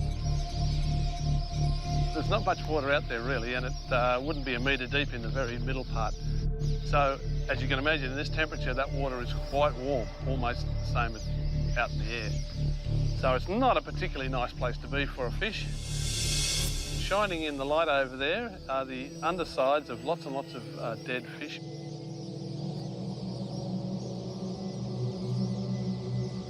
The water levels start dropping. It gets too hot, the oxygen becomes too thin. The barramundi and the large mullet, they're the biggest fish and they require the most oxygen, so they're the first to die. And there's one species of fish out there gulping air at the moment, and that's the oxeye herring, or the bony brim they call it here. And they survive in this kind of condition because they gulp air direct. There's a few raptors about as well, a few whistling kites. Easy pick up for a dead fish. One or two crocodiles are probably here. They're not visible at the moment. We're going to have a look and see what we can find. The brutal climate is taking its toll on barely surviving wildlife.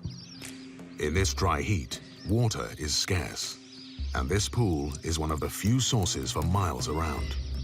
Quite often, traditional enemies will be in the same place as well.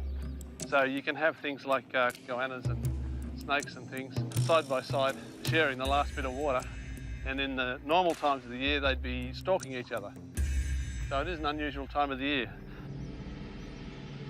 With no sign of the hot, dry season abating, this billabong won't last long. We've got some long-legged water birds, the black-winged stilts, and they're actually walking right out in the middle, so you can see just how shallow this water body is. So I would imagine if we don't get rain for another couple of weeks, it'll completely dry up. Then we'll lose a lot more things.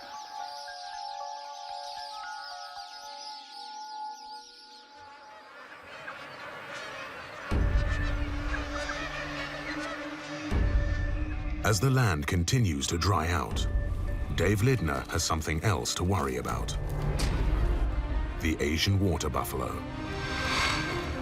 Dave saw firsthand the damage caused by these feral animals at the height of their numbers in the 1970s. Every inch of Kakadu that provided nutrition was pillaged, and the wetlands with their very high fodder value were laid bare in many cases. Wildlife like geese, for example, would have been greatly reduced to a relic species. An intensive aerial culling program in the 1980s brought their numbers under control. But buffalo is still a favorite meat for locals, and Dave helps supply it to them.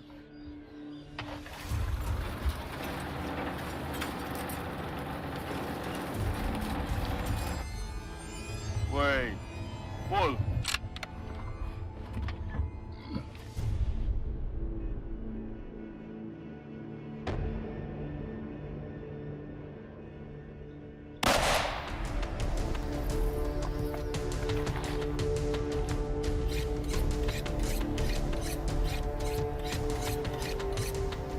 We eat a lot of buffalo meat.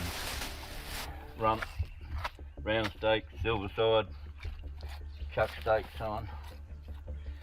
Shoulder blade, which is left on the bone, can be roasted or it can be sliced off. Is good meat. But I'll make a curry up tonight out of this. We'll eat that for 3 or 4 days.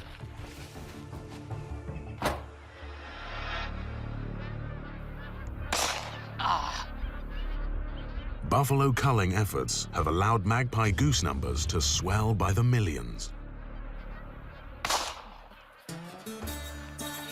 More than enough for Patsy and Dave to help supply food to local families.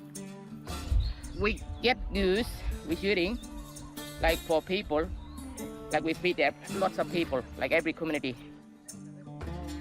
You see always delivering goose and buffalo meat. Yeah, because some people like bush tucker. Myself too, I really like bush tucker. You always feed everyone.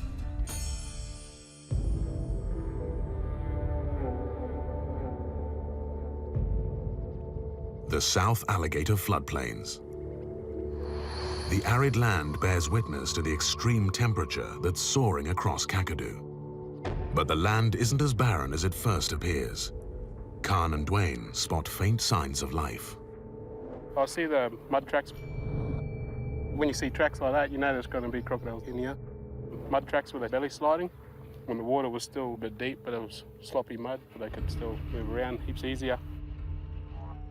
Yeah, this is where the last bit of water was. You can see where they were. You can see the walleye still there. Okay, have a look. We'll just keep going up in here. We'll find them. In this dry terrain, saltwater crocs must rely on their natural instincts to survive the extreme climate. Oh, there it is over there, Kay. Can you see it?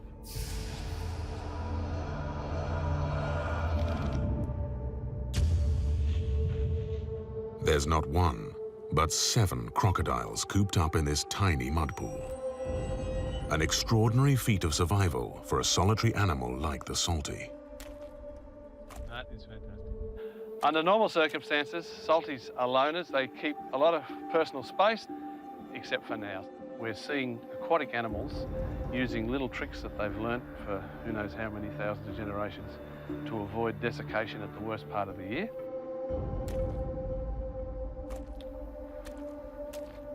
Hey dudes, having a good day?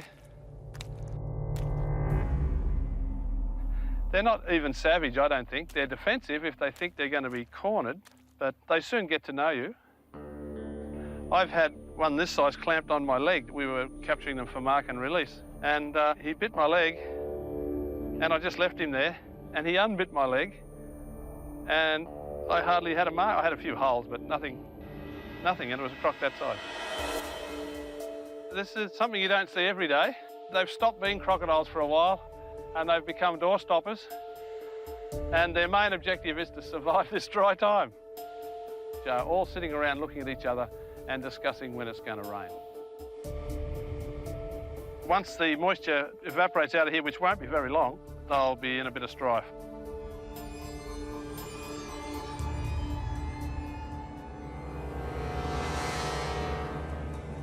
It'll be a while more before the rains quench the parched land.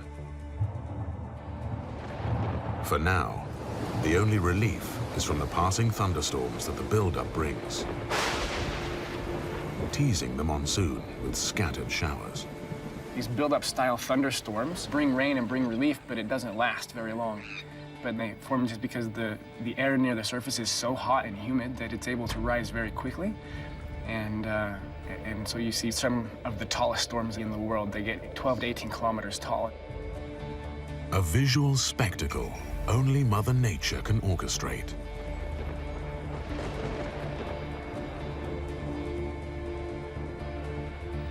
There's a lot of lightning. I don't know how else to explain it than that. We can't even keep count of all of it. It's pretty amazing to watch.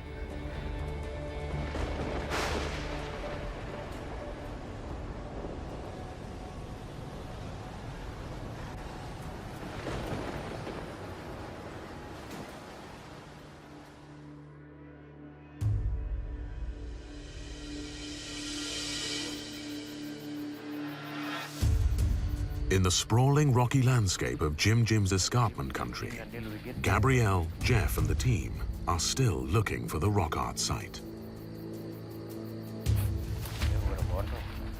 Something here. It's like a shelter, cave. It's found a cave. We'll go check it out. What do you look like? You look underneath? What is water? Nothing here. Nothing up here, I can't see anything. No. It look like thing, but so nothing, huh? Even with knowledge of the land, looking for rock art in the maze of sandstone takes time. When you're out here looking for rock art, you can go on for days and days, you know. Sometimes it's not easy finding rock art.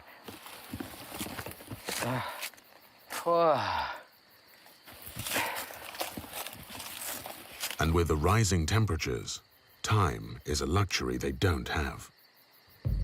It is hard work. It's hot. I wish it would rain. It's so humid. There's not enough clouds in the sky for rain, though. It's the monsoon season without a monsoon. That's why we're all sweating. There are no exceptions. The extreme heat takes its toll on everyone. Yeah, it feels like a mango madness, this heat, especially being on the rocks. Just like a big oven up here. Yeah, it's very humid enough, so we have to take it steady. We don't want anyone getting real sick.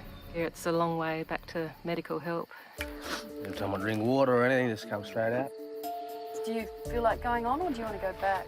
Josh, I've got some stamina aid. Do you want to put some of that in your water, try and get your electrolytes back up? Once people go downhill, it can get really serious, could mean death. With Josh on the verge of sunstroke, the crew could be facing a serious problem.